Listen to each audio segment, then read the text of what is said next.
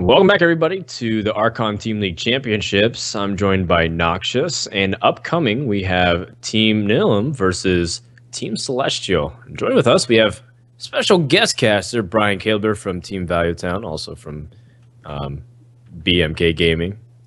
Is that correct? That is correct, yes. Thank you. Awesome. That's right.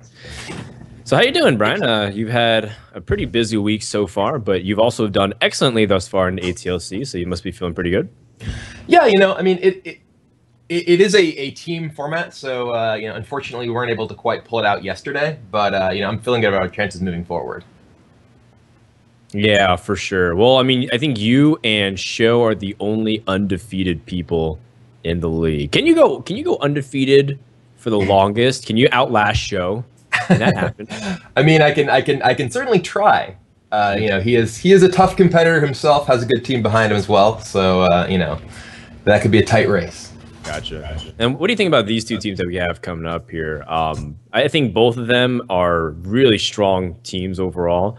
But what are some of the early impressions you got from Celestial? Because the West knows a lot about Life Coach Tyson RDU, but not too much about these Eastern players. Well, I've been particularly impressed by Tiddler. His second place finish at the World Championships and his victory at the DreamHack Grand Prix are both accomplishments that really stayed out to me, in particular because he had to fight through really big fields to get to the top of both of them. A lot of players have a lot of success in some of the smaller invitational level events, but Tiddler has really shown that he's capable of having that kind of performance when he has to really run through a gauntlet of a lot of highly skilled players. And that's the sort of results that really stand out as especially impressive to me.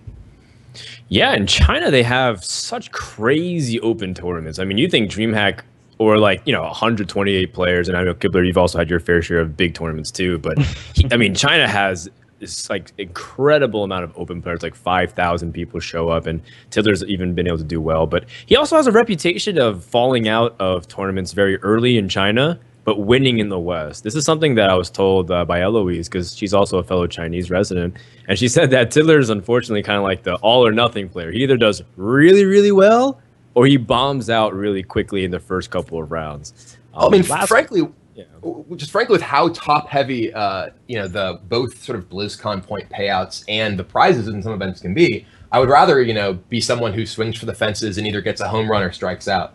Sure. By the way, Noxious is still here. I feel like me. Yeah. I've been talking no, for a it's while. all right, man. I'm listening to you talk, and it's really enjoyable. 60 minutes with Kibler. I'm sorry. Yeah.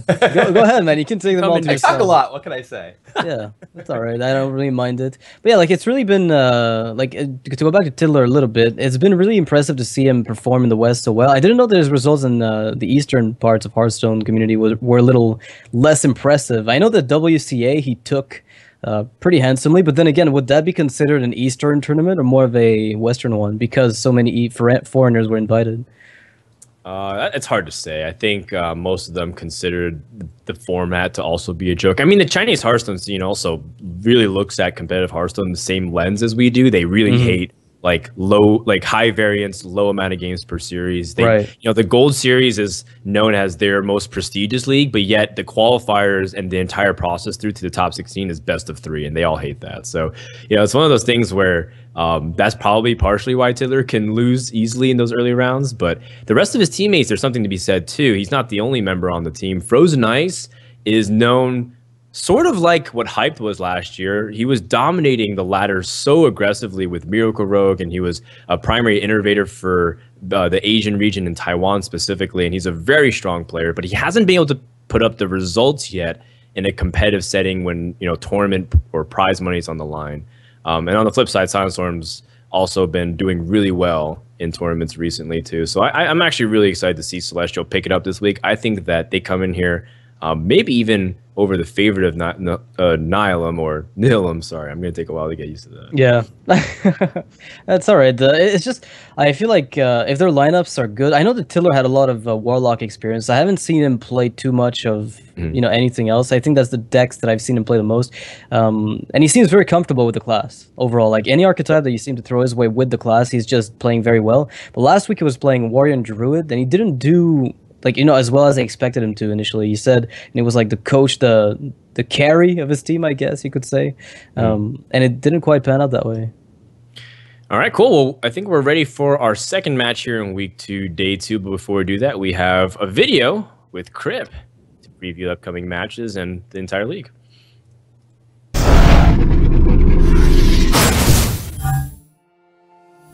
Hey guys, I'm Crip. I stream, I do YouTube content, I like to push out ideas on Reddit, on Twitter, and all the crazy stuff that happens in the game is really what fascinates me, and I try to give that craziness back with the content that I make. I do a lot of casting, I do a lot of playing arena, most of the funsy modes, and yeah, I enjoy the fun in Hearthstone.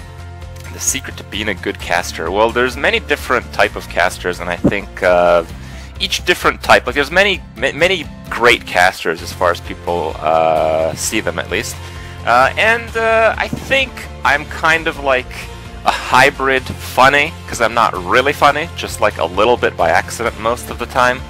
And then there's the analytical caster, which I'm not exactly that either, so I'm the in-betweener. I'm kind of funny and kind of analytical, and maybe that fits a good enough spot, so people like me. Starting a career in esports. Well,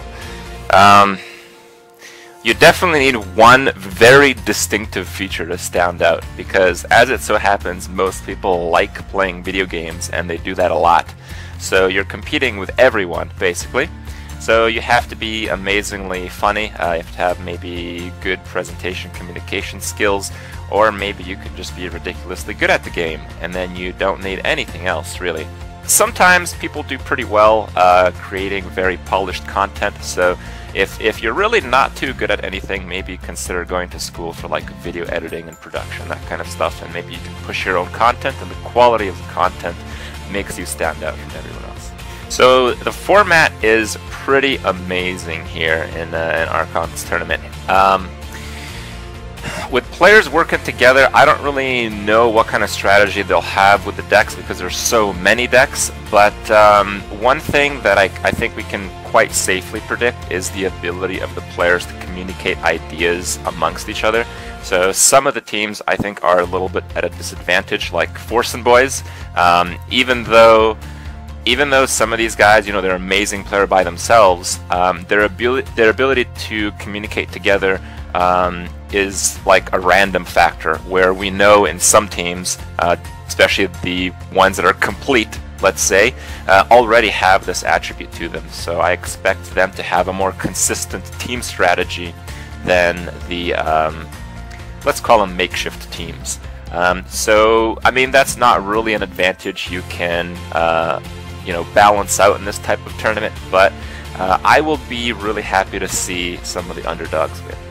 Well, I hope you little Crip dudes that like watching the Crip are gonna go check out Crip Cast's tournament, because it should be pretty cool.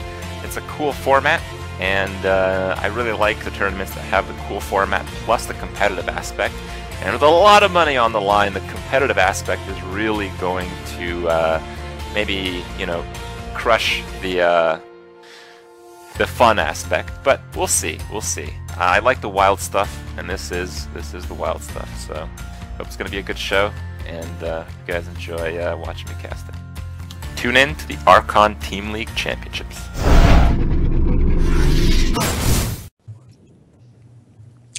Thank you so much, Crip, for stopping by, and I hope you guys have been enjoying this commentary. And for anybody of those who are coming in just after the break, because we did have a pretty intense series between Cloud9 and Team Liquid, Brian Kibler is joined with me and Noxious as we get ready for Nihilum versus Team Celestial. So Noxious, I'll throw it to you first. How are you liking the lineups here? Seems like we have an exact mirror in terms of the actual classes themselves, but maybe not the deck lists. Yeah, I'm a little surprised we're not seeing any mages on either side. That's something I would have expected at least one team to pick up. Maybe RDU. Like, he's a very comfortable and proficient mage player. That's a class I would have pinned him on, maybe more so than maybe giving. Then again, Titus as a Druid is a good call. How about you, Kibler? Does anything jump out to you at all, whether it's characteristics of players in their usual classes or the lineups themselves? I will agree that it's a little surprising not to see Mage in either lineup. We've seen Freeze Mage in many teams' lineups, and we felt that it's one of the stronger decks, particularly against a lot of the aggressive decks that are out there. So that's a little surprising. I think we did see it from these teams last week, if I recall correctly. Yes. And the more surprising thing is that both teams also brought Paladin, which is one class that we've seen have a little bit of an underperformance so far in the league.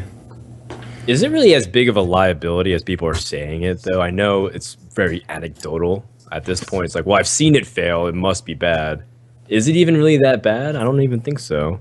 I think people overstate Paladin's bad matchups in a lot of cases. It is very poor against specifically Patron, because Patron Warrior can punish you for even pressing your hero power button. Very, yeah. And when you're playing a deck that focuses on generating late game board advantages, that's dangerous when you're playing as a deck that thrives on killing people who have big late game boards. A lot of the other matchups that people say it's weak in, I don't think are nearly as bad as people generally say. Okay, fair enough, fair enough. We're gonna kick things off with Warlock versus Hunter. Life Coach going ahead with the initial throw here on Nihilum. He's going to open up on Warlock, which people have kind of said that it's not really Warlock for Life Coach, it's just guaranteed handlock. And I yeah, that's really a fair assessment. I have never seen Life Coach not play handlock when he's chosen the Warlock class. Yeah, he actually in a recent league that I remember watching him in, that I was also in, he was actually playing handlock basically every single week, but every week he played a slightly different version of handlock. Like one week he would have giants, one week he wouldn't, one week he'd have void callers, one week he wouldn't. And one of the advantages of that is that you make it so that even if your opponent can guess that you're playing handlock, they can't necessarily pin you down to a very specific list. And that can matter quite a bit in terms of how they play against you. Yeah, I remember that. I was the Kingwin League, if I recall. Like, I casted him, and every single time we knew it was handlock, but it was never the same. And, like, a list with handlock that doesn't have giants pulls out some demon stuff that you would never expect. So it's really nice to see that. But he hasn't really been innovating too much or iterating too much on handlock recently. Like, he seems to be sticking to much more standard lists after the initial hype of GVG. I believe, if I recall correctly, I believe last week he actually played a kind of interesting list that had Void Callers in it, but only had Mal'Ganis, I believe, as the other demons. Yeah, that's definitely what he like. That's definitely something Life Coach would do. Like, no doubt about that. Yeah. I mean, when you see a Void Caller, you're not necessarily thinking, okay, this is handlock. You're like, okay, maybe this is Demon Lock, and I can attack him down, and then suddenly, Molten Giant, and that could be a problem. All right. Well, he sees a Worgen Infiltrator, which heavily implies that this would be the more aggressive face hunter. Not really mid-range hunters run this type of card because you want to get that damage with the stealth minion. Otherwise, you'd invest in something else. But that still means that Life Coach is going to be taking it really aggressive. That Ancient Watcher, without knowing the hands, it could mean that he has Sunfury Protector. It could mean he has nothing, too, hypothetically speaking. Yeah, I mean, the turn one Ancient Watcher usually indicates that you have either Sun Fury or Owl here. And I mean, frankly, either one of them is pretty strong here. Getting the Owl down to facilitate that, being able to take out some of your opponent's board is somewhere that you want it. Yeah, there's the Sun Fury. Yeah. It's a little weaker though than the. I feel like the Iron Beak Owl might have been a bit more proactive about the way to do this. Then again, the 2/3 is going to be taking out like 2 of the smaller minions. Like, I thought initially this could be more of a hybrid list, but it's obviously just going to be full face. Because I haven't seen much hybrid going with Worgen Infiltrator, right? I don't think I've seen any of it, in fact. Yeah, Worgen Infiltrator is generally indicative of a deck that just wants to be guaranteed to connect with that minion once. Right. Well, you want some Life Coach truth bombs here, according to how he plays handlock. He says you never, ever silence your Ancient Watcher with your Iron Beak Owl. He says it's just wrong. And I was like, what? He says the only time you ever do is if you know you have lethal. Wow. I've never heard that. Well, he does run one Owl only most of the time, right? So, I mean, he's valuing those very, very preciously. Sure. Yeah, that makes a lot of sense. It could be the reason why he's running one Owl. A juggle? That could be a big juggle right here. Oh. Does not take out the Sun Fury Protector. So here, in Frozen Ice, he can either choose to go face with the bow or clear the minion. And it's interesting because we're going into turn 4 where Life Coach could possibly play. I mean, he could theoretically play Defender Vargas, not a particularly good defend here. But if he does attack his face, then he's putting him in Molten Giant Rage right away. And I know from talking to Life Coach that he never mulligans a Molten Giant basically against any deck, and certainly not against Hunter. So this is a scary position for Frozen Ice if he just wants to go face. I think he's going to attack the minion, and that's what we see. Now, Life Coach has got a lot of absolute rules in his way he plays handlock for sure. That's what makes it partially really cool too, because I know Life Coach is one of the guys who really pushes the edge of like how long you can tap and what some of the cool stuff it is. How long you take for a turn. Yeah, he does. Which is the edge of everything. Turns out it's 89 seconds. Actually, it's 70 now, right? Like since they lowered it, it's gonna be 69 seconds. That's kind of oh man, the epic number. And now, I mean, Frozen Ice is in a position where, you know, Life Coach is pretty low, but he doesn't have quite enough burst to actually finish him next turn. Yeah. You know, his Hero Power plus Kill Command can only put Life Coach at 5, and now Life Coach is in range for free Giants and is at mana to actually cast Healbot. Yeah, that's what you're most worried about here. Is like Molten Giant, Healbot is a disaster. Even just one Molten. Yeah. One Molten's enough. I mean, I imagine this is probably an explosive trap, given that that he's playing Face Hunter. Usually you don't see freezing there. If it was freezing, though, he'd basically be committed, and there it is, explosive trap. He basically committed to killing that that Healbot. And now he's you know, doesn't quite have enough damage to actually really put Life Coach in range of finishing him off anytime soon, and he's facing down 2-turn lethal. So I guess you're just pushing for damage and hoping for quick shot. I mean, there's no way you can actually really deal with that giant effectively. You could put it down like 2 health if you, I guess, skill commanded, but there's no way that he wins this game if he uses all of his resources on putting giant on 2 health here. Yeah, exactly. Like instead of Argus and right. What is nice though is that you can kind of move past that the Molten Giants already existed out there, so you can just go ahead and go all phase 2 before he inevitably gets a Taunter out. Because clearly he wanted to play this this Antique Healbot so he can bounce back up to 18 health. But it also means that if he has a Taunter, you need to get the damage in with the Hounds now. So I really like going for the face here and not necessarily like hedging to try to put the Antique Healbot at 2 HP, for example. Yeah, and Quick Shot is also like one of the... You're still hoping for Quick Shot. There's a few cards that could make this work. And I mean, frankly, if Life Coach doesn't do something to kill those minions, yeah, like just a kill command wins. Because he has the 2. Oh god. No. Oh well, a kill command wins. Oh wait. Oh, that's game. Yeah, can't do anything about that. He took the gamble and ends up paying the big price here. Yeah, that's kind of the strength and the weakness of Hunter is, you know, half the time the Warlock will whiff on answers, but when he does get them, then there's no hope of you really getting back in. Well, yeah, it's just laughably one-sided if Handlock can handle the aggro. That's why it's so funny that for a while, Hunter was considered as the counter to Handlock, and then when Healbots came out in GVG, Handlocks then we're starting to perceive as maybe even favored against Hunter overall if you know how to mulligan correctly, and chances are you end up getting the right hand. In that case, Life Coach came out to a very, very quick win. Like, what are the chances of getting a Molten Giant from a Warlock perspective? If you're, let's say, on the coin with 4 cards, you mulligan everything, you're like 9 total, it's like, what, 55-ish? Like, upwards of, like, 50% you plus? Open up the game around 40, a little bit under 45%, like, being able to draw, and every single draw increases it by a little bit more, I think. All right. That is how math works. Yes, it is. Whoa, it increases. Do I pass? You have a better chance of getting one.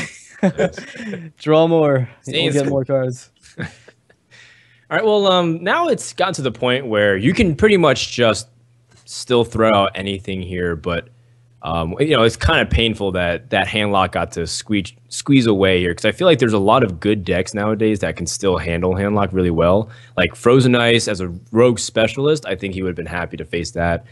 Druid against Handlock's also been favoring the Druid a little bit, even the slower Paladin too. So I think this was definitely not an ideal way to start for Celestial. No, it makes you're right. It's interesting. Like I actually have found that I have more success against Handlock with more like hybrid or mid-range type Hunter decks than with strict Face Hunter, just because those decks have more tools to actually fight through and have repeated damage sources if your opponent does get something like a Healbot. In a lot of cases, Face Hunter will just lose if they play Healbot, period. You know, and certainly lose if they play 2. But if you have things like Piloted Shredder or Savannah Highmane that could potentially be these repeat damage sources, you can actually manage to burn through that extra health. Yeah, I think the best way that I was explained was that Face Hunter has very linear damage, and then Mid-Range Hunter has, I guess, exponential, not really exponential damage, but it ramps up really quickly. It's a curve. parabolic, whatever you want to call it. I don't care. Parabolic goes up and then it goes down. The idea is that you can lose. This is just a math cast now. We're just talking about math left and right. That's right. That's right. You can loom over your handlock player for a while, right? And then you just play things that will do big damage, like Hound Masters and Lothebs and High Mains, but you don't have to press in just yet. And all of a sudden, it's an 18 damage kill the next turn. Yeah, being able to play around Molten Giants is something that that mid-range style Hunter decks are capable of doing, while the face Hunter decks, basically, they just have to throw their damage right at their opponent's face. Are you guys just trying to copy my expression now? That's what's happening, right? I can't do it, man. Look, a good casting team has to have synergy. And, yeah, exactly. It's like impersonation is the highest form of fire. Faceless Manipulator, engage. Gotta work on that faceless impression. All right, so like onwards to like kind of the Warlock that Life Coach secured. I feel like, as you said, so many decks can handle it now that getting it out of the way so early is really good. And the fact that they've got information about the fact that it's a face hunter really gives them a lot of. I mean, just that information alone is priceless. And that's probably why they went with face hunter first, because if it steals a game, then they can't really play that against you. They can't really use that information against you. But from now on, I mean, Nihilum is fully equipped. Yeah, that's one of the interesting things about the team format is the information that you actually gain from watching each of the decks in action, and the fact that your teammates can be watching the cast and actually getting information, even of cards that aren't played, is very relevant. It's like, okay, he's playing this deck. Oh, he has a Harrison Jones. He didn't play it, but now we know that he has this Harrison Jones for future matchups, and that's one of the things about the team dynamic that I think is actually really cool. Nice. How is Value Town as a team? You guys are more of a loose connection compared to some of the other tighter teams that might be out there, like Celestial, who all speak Chinese together and they all like really plan. And even Crit was saying in the video that he wasn't predicting the free agent teams to do that well, but it seems like you guys have it together so far. Yeah, I mean, we've definitely worked pretty well together. None of us were particularly close before this. I mean, both Trump and Dog are players who I respect and whose streams I've tuned into many times. Long before we had this sort of Value Town association. But I mean, we've all worked together really well. One of the things that has worked especially well for us is that we actually all have particular strengths that we're able to lean on. Like Dog, for instance, plays more Rogue than maybe anyone in the world. Whereas, I have 2 ranked games of Rogue or whatever under my belt. I'm actually not even joking. I think that I literally have 2 ranked wins as Rogue on my account. Freeze Mage as well, right? I think Rogue plays a lot more Freeze Mage than you do. That's true, yeah. Dog plays Freeze Mage and Rogue, which we saw not this week, but the week before. And then Trump, has probably life tapped more than anyone in the world, except maybe Life Coach. Well, he probably has done it more than Life Coach just because he does it way faster than he does. Yeah, the life tap per hour count is higher.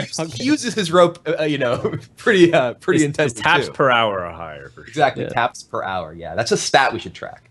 Yeah, blowback. And Trump also plays quite a bit of warrior. He's pretty experienced at Patron, Control Warrior. Played both of those quite a bit, and those are decks that I haven't really played all that much myself. I focus more on play. No. Have we lost Kibler? I want to know what he focused sort of mid-range aggressive styles of decks. So we've all been able to play to our strengths in this format so far. Gotcha. Yep. Well, I think we're right now just waiting for our next player to set up, but I think that's really cool insight specifically because people weren't sure about how Value Town would do, but it seems like you guys definitely are keeping it together, and I think that's part of the excitement too, because in a lot of ways, the free agents, they don't expect them to work together, so they're like, and they're not exactly favoring them compared to traditional units like Nihilum has Life Coach Tyson RDU. That's like a really strong cohesive unit, so it might even be more motivation for like Force and Boys and etc. to do better too. Yeah, I mean, Force and Boys are doing super well, right? Like they've won 2 weeks in a row, so that's right. Sadly, 2 weeks in a row. The first one, fine, they can have that. But. It's really close, really close there. That's right. I guess just checking in. I think we're just having setting up the next player here. I really like being able to toss out another player too and mixing it up. I don't really like getting the bench early, even though I know it truly doesn't matter in the big picture of things. I still would not be in favor of like sending Frozen Ice here. I think it's okay to have Silent Storm or Tiddler throw out a feeler deck here. Yeah, I mean, there's definitely some considerations as far as benching is concerned. Early on, I think it matters less because there's still a lot of options from your other teammates.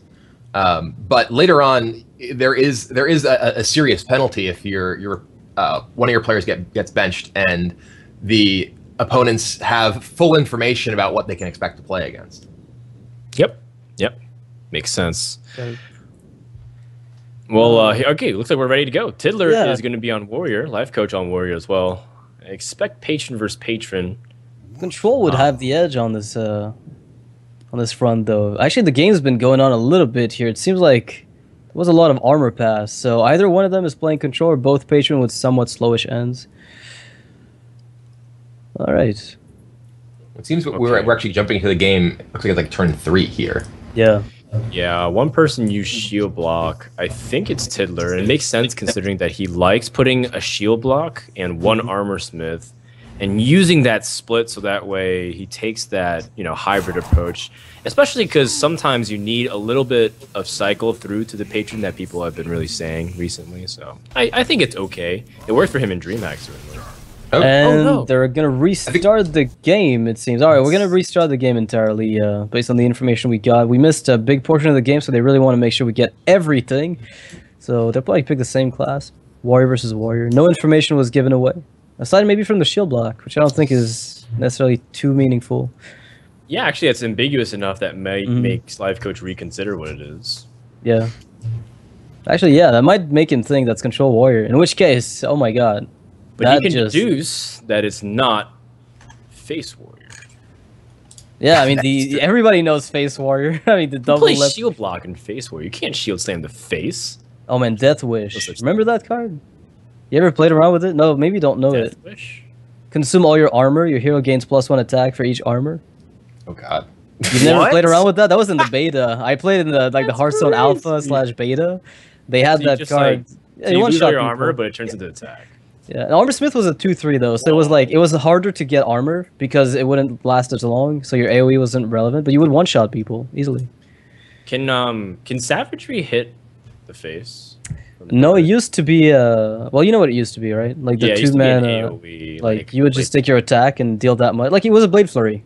Yeah, actually that's the crazy thing. Savage Roar was Blade Flurry for Druid. Yeah, and Bite was 6 attack instead of 4 attack, 4 armor. So you would bite and then Blade Flurry for 6 to everything, and then attack face with the remaining 6 because it didn't destroy your weapon.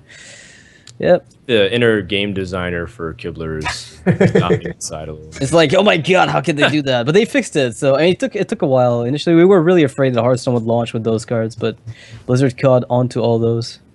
I mean, that's just sort of part of the process of TCG set design and development. Is you don't want to have cards that are all just safe. When you have a set that's full of cards that no one is worried might be a problem, then you just have cards that no one is particularly excited about playing with. So when there's cards that sort of jump out to people, it's like, oh my god, what can you do with this? Things like Emperor Thaurissan.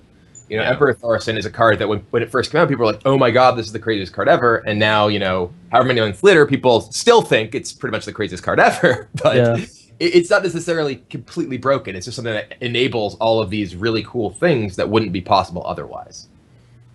Yeah, I was really hoping for Nefarian to also continue to take off, or just in general Dragons. But well, I think Nefarian's actually my favorite card, like from Blackrock Mountain. Yeah, I think that not only is it an awesome gigantic dragon, but it also creates all sorts of cool moments that you wouldn't otherwise see in a typical game of Hearthstone. The number of Jiraxes I have sacrificial packed when I'm playing various dragon decks is actually remarkable.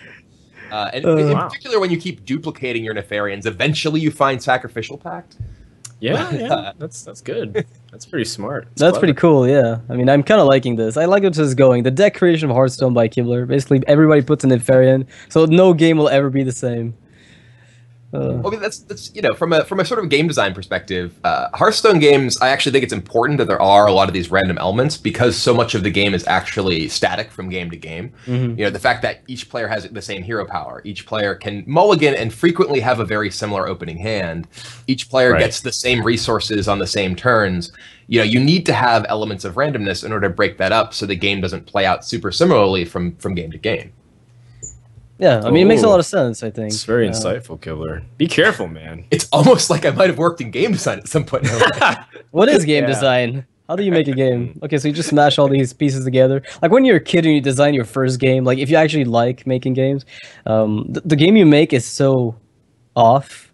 It only takes, like, once you look back on it, when you're much older, you're like, how could I ever think this was a good idea? Like, how all these OP elements that looked fun, like, this makes no sense at all. There's no equilibrium to it. That's not even just true of when you're a kid making games. It's true when you were a professional game designer and you look back at some of the first games you ever made, and you're like, wow, how did I ever think this is a good idea? Yeah. I mean, even if you look at the beginnings of Hearthstone too, like how they evolved from everything, or even just games in general, it's very interesting to hear developers talk about the beginning of how they design classes or how they design cards. There's like a lot of interesting facts that people really don't know too much about, that they eventually like balance numbers or it function differently, right? Like how would Illidan even be if they actually kept that card destruction mechanism, where you throw away your cards and draw more cards? That would have been really interesting to see, but maybe it would have been really enraging to see. So I'm really toxic for some decks, right? Like that hold on to cards and then they're forced to lose their answers. Like you're a druid player with a combo you rely on to win, and then they play that, they have nothing to lose, and then you lose your entire combo. It's the counter to Patron. They discard 10 cards, they draw 10 more, but they lose their frothing berserkers. There's a card in Magic that does that. It's so unplayed, but there was one deck where it was just the most fun thing to do. Windfall. Yeah. It was just so fun to play. Like that, those archetypes where you just manipulate hand size. Wait, what did Windfall do? Windfall is totally busted. Yeah. Yeah?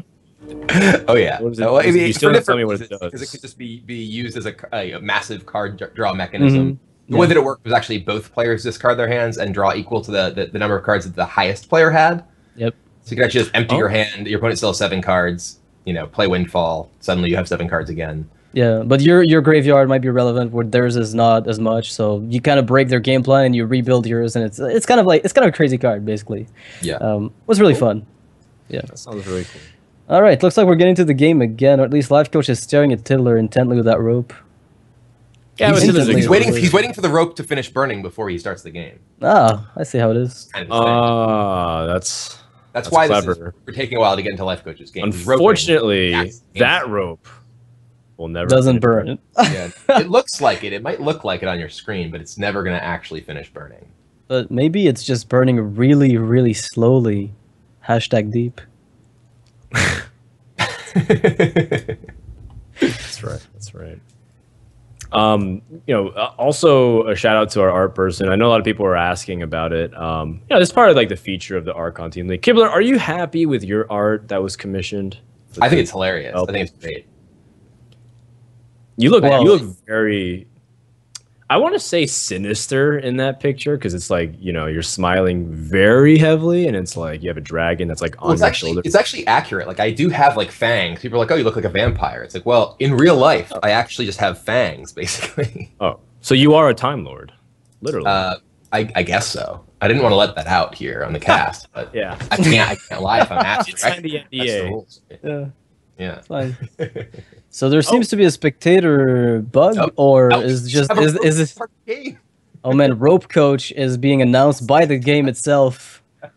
I think the innkeeper just does it. I think this is like the special microtransaction that you can pay for the Life Coach entry to a game. Yeah. The rope burns down, the game starts. Like Medivh has the crows that appear, and Life Coach just has the rope that burns, and then he appears in the game. Yeah, explodes. Oh yeah. All right, turns out there was an issue on one side of the spectating. I'm not sure what that was. This is Tiddler's hand. All right, so it seems like he's playing Patience still. We don't know what Life Coach was playing. Actually, did we see anything? No, just the rope. He is playing the rope. That's his fundamental strategy with all decks. Oh, I love that class. I was really hoping that they would bring that to Hearthstone. Oh, okay, never mind. We actually do have the POV. Oh man, imagine that minion that says like +1 attack for each second left in the turn. So you just interact with the time left on the road. How about -1 health for each second taking a turn? That would be great. And it starts with 5, so you really have to rush. I actually was really disappointed in a recent league that I was playing where Life Coach was also in the league, but he wasn't in my group. I fully intended to just play Nosdormu in every single one of my decks against him the week that I played him in the league. Great. Yeah, Perfect for a league glorious match too. Yeah, exactly. It would have been glorious. Yeah, for sure. the entire Celestial should have brought at least 2 decks with Nosdormu. I mean, you Yeah, can play, just target you know, Life Coach every single time. Yeah, exactly. You just have Nosdormu in all of your decks. How can you possibly lose to Nihilum? Yeah, eventually they're gonna. Oh my god, this is the best in Conquest. You can't lose. You're eventually gonna win with them. Oh man. Because Life Coach will continue to bring Patron. And you have to just drop the Nosdormu. And Recombobulator everything that 9 mana. But seriously, I'm talking super serious here. How competitive could that be? I mean, super serious. I don't know. The thing is, it's still a nine mana minion, so and you have to draw it. So there's gonna be lots of games where it's, you know, even if you can totally wreck one of his turns or 2 of his turns with it, you may have already lost by that point in the game. Yeah. You could also use Emperor Thorson to make it a few mana points cheaper, but You generally could innervate it out. absolutely. You know, Wild Growth innervate that makes things a bit smoother. All right, well, we figured out what sort of decks we wanted in, but Yeah. Now the hard part, making it actually work and good. In the process, Life Coach here stuck on a little bit of an impasse. He doesn't necessarily want to easily part ways with the Fiery War Axe. He could Deathbite down this Frothing Berserker, or he could just leave it alone, or use Inner Rage to get rid of it. Do you find there's one line of play that you like the most here, Kimber? my inclination, yeah, I went to play the Inventor and probably attack and Inner Rage it is what I imagine I would do. But Frothing Berserker is just a really powerful minion, and you don't. Oh, he just attacks it and does not Inner Rage it. Okay, I can see that too. I guess with only having 1 health left on it, it is very vulnerable to his hand, which already contains the 2 unstable ghouls. One sort of awkward thing here is that if Tiddler does just Deathbite that down, he's going to still need to use additional resources to kill it, and he's going to get hit for the 4 damage. But that's not that big a deal because it does at least turn the battle rage in his hand. Yeah, that's true. That's true. Well, why? I'm actually even confused in the beginning why you dropped Frothing Berserker that early on. But I suppose his hand was looking really weird, so he just ended up going for whatever board presence he could get. Because that is also another key element to victory. Whoever can seize commanding board control early on can pressure the opponent out. Yeah, I feel like in Patron, though, it very often comes down to the patrons more so than anything else, whereas you'll have other matchups where the Frothings are going to be much more impactful. And like Kalento, for instance, dropped, he drops Frothing very frequently, let's say against Handlock, and if the Handlock doesn't have the answer, that's it. The game's over. So you're forcing the opponent to have the answer, and if they don't, then you're at least probing. In this instance, I think he might have been trying to probe for Deathbite, but Life Coach gave no information. Yeah, I mean, here, the amount of damage that you take it's relevant in these games. Taking that 4 damage here, because it does come down to sort of many times an explosive burst turn, or 2 turns over which you're taking damage from Brim Patrons. And right now it looks like Life Coach doesn't want to. Oh, interesting. This is all right. He got the 1 hit there, and now he's going and just playing the Deathbite anyway. So he just took 8 damage. That's kind of interesting. I wonder what he was hoping to draw, that he didn't want to play the Deathbite to overwrite his axe last turn, but then decided to play it this turn. That was a really interesting move. I was not anticipating just equipping a Deathbite and attacking there. Oh, he does have the Coin Emperor. That's what it is. There we go.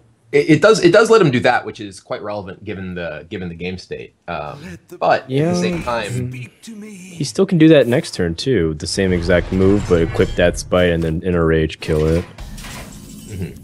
I guess he does have Deathbite too. He also could have just played the Deathbite last turn. It wouldn't have Yeah, you're right. It would have been like, except he wouldn't play the Gnomish, but then right. We've got to cycle a little bit further through his deck with the Gnomish Inventor. I am by no means a Patron expert. I've literally played like 2 games of the deck. So, oh man, I like how it's 2 games of everything, because you have one game where you're like, all right, I'll try it one more time, and the second game's like, no. I mean, in a lot of cases, I'll play decks because I want to get some sort of familiarity for the play patterns they have when I do play against them. Even if it's not a deck that I'm playing all that much myself. And I do think that playing on the side of a deck that, even if you're not necessarily planning on playing it competitively, has a lot of value. No, definitely. Getting that information for the the tempo plays, the small turn 3, turn 4, the various options that open up to you. Just looking at those will give you insight when you play against them. This is a really big Emperor Thaurissan for Tiddler here. He gets to reduce the cost of double Whirlwind, which is huge, going from 1 to 0, and then the the Warsong Commander rather, and a Battle Rage. So he has lots of powerful combo pieces that he's now enabled to be able to play for free, or for cheaper, and in some cases free. And still has the coin, which is actually also a big deal because it can give him that much more of a big combo turn. Yeah, absolutely. And also one thing it does do too is it creates this priority to remove it on your opponent's turn. And if he wanted to play Emperor, for example, he can't necessarily do that without giving up a lot. And in this case, it's like Life Coach will prioritize it. He falls that much farther behind in tempo. It's not as good of a turn to play Emperor Thaurissan. And that's why some of these mirrors, especially if you look at Druid versus Druid, the person that can get ahead in some of those board positions in tempo by playing Emperor Thaurissan really puts his opponents in an awkward spot. I mean, Life Coach has no good answer to Emperor here. I mean, he can use multiple resources to deal with it. Like, here he has to Inner Rage Whirlwind to kill. He wants to get that Emperor, and then plays his own, which is okay. Yeah, but he just used a lot of resources, and now doesn't really have nearly as many of the valuable things in his hand to be able to enable. He does still have the Warsong plus Frothing Berserker. Oh dear. Oh my goodness. Not to mention that he can answer the Emperor right now and actually, be able I think to build. that's game. I think. Yeah, goodbye. Yeah, is Easy, that's it. Yeah, it's 6 times 3 plus the weapon. That's it. That's. You could actually just attack face, right? Yeah, it's over. Oh wait. Wait, 4. Wait, what? He attacks face. He's at 17, and then he gets another patron. 6 patrons. Whirlwind gets 2 more patrons. He's got it. He has to do it. No, not Miss Lethal, Tiddler. I don't know what's happening. Tiddler, don't do it. No, he's coining Whirlwind for. Okay, he's gonna Battle Rage. I guess. I mean, he's got it pretty much already with the Deathbite trigger. I'm fairly certain this ends up being at least close to lethal. No, it is lethal. I'm pretty convinced that it is. Like, also, I don't know about you, but that rope seems to be burning a little too fast for my tastes.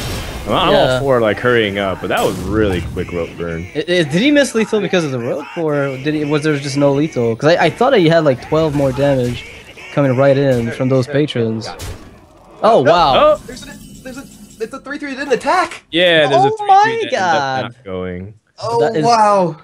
Well, does that change? Well, the ghouls couldn't. His face. He is seriously just totally face palming right here. Zale style. Yo, how many of those missed lethals will we get on Patron this tournament? This is just... Yeah. More importantly, how many easy montages will Disguised Toast have of people missing these lethals? And can Life Coach win right here?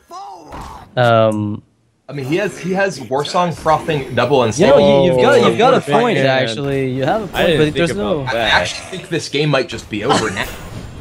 Like the other way. I can't even fathom Whoa, this has so much potential to be crazy epic now.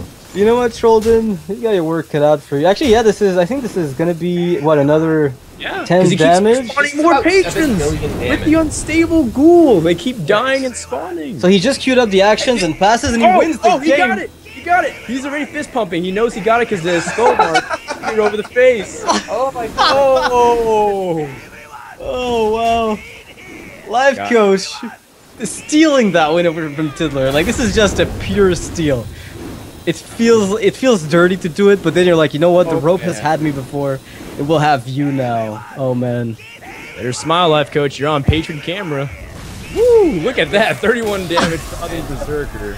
I mean, that is really tough for Tidler there. You know, knowing that he had just a split second away from attacking with that Grim Patron into dying on his next turn. Like that's something that you really have to have the mental fortitude to be able to fight through if you're going to recover from that. Yeah, and I mean, he knew he had 6 spots for the patrons, but I think the calculating how many would spawn from the whirlwind is what took him a little bit longer. You know, with the coin play indicated that he had a longer plan, so it took him a little bit too long to get it through. So Life Coach is going to steal the series. He undefeated, already sealed up all his matches today. I mean, stealing is not an appropriate word. That was donated by Tidler. I think Life Coach just got his top donator of the day.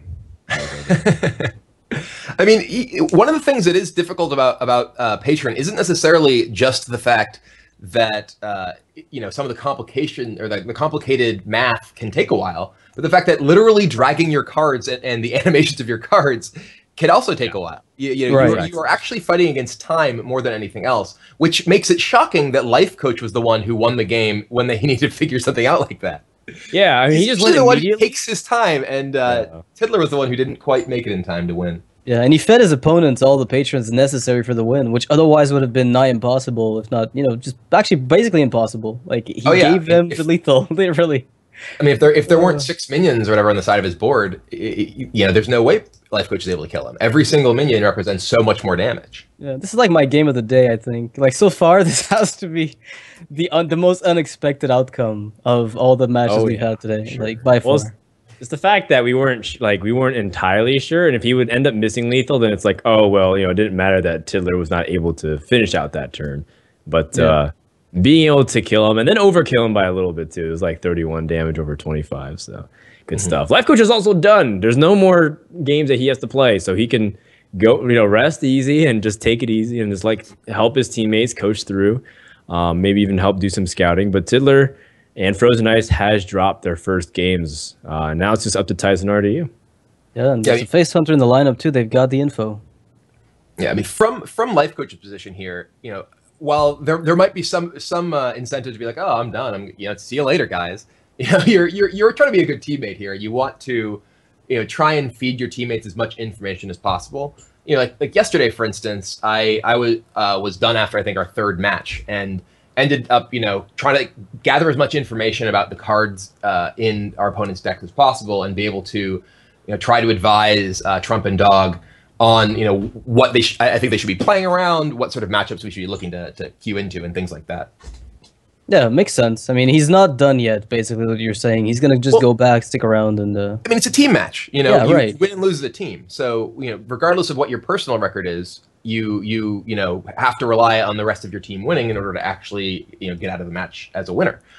So you're invested in it. And, it's important for your teammates just sort of mentally to recognize that you have, their backs, that you're supporting them, even when they might be struggling. Yeah, let's hope RDU here isn't feeling like the pressure's on him again, because yesterday, again, he was supported by his teammates, but he said openly that he felt like the pressure was really heavy as a result of taking, I think, 4 of the losses that happened before they ended up winning the entire matches. So RDU, if he's feeling all right today, this is probably going to play a little bit more lighthearted. I mean, your mental state in this kind of thing is very important, especially considering you have very little time, especially in matches like Patron, to necessarily make all of the correct decisions. And if you're distracted by, oh, I really need to win this game, rather than just thinking about things turn by turn, it can definitely impact your actual play. And, you need to really try to keep things together regardless of how poorly previous matches may have gone. Yeah. Yeah. I wonder, though, if Tidler's gonna, go back in with Patient Warrior again, because it seems like it's an alright deck to face off against the rest of the lineup. And that's exactly what happens. Tidler queuing up with Warrior into Tice's Rogue.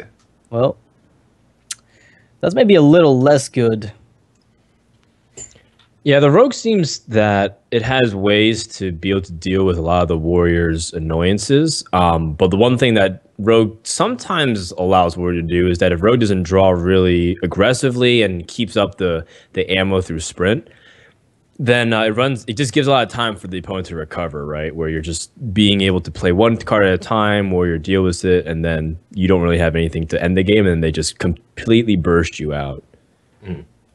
I mean, as a warrior, what you're really looking to do is contain the rogue's early minions. Like your weapons are by far the most important thing here. Fiery War Axe and Death Spite, so that they're not able to just get continuous pressure on you. As a rogue, I think what you're looking for, generally speaking, are your sticky minions. Things like Piloted Shredder are really strong in this matchup because they aren't just able to be removed by the warrior's best cards against you. Yeah, it's one of the few cards I can go toe-to-toe with Death Spite, and sometimes in rare instances even be better for it. But on the same edge, you've also adjusted for this matchup for a few things. Some warriors have been so prominent that rogues are not running Violet Teachers as commonly, maybe not even running any.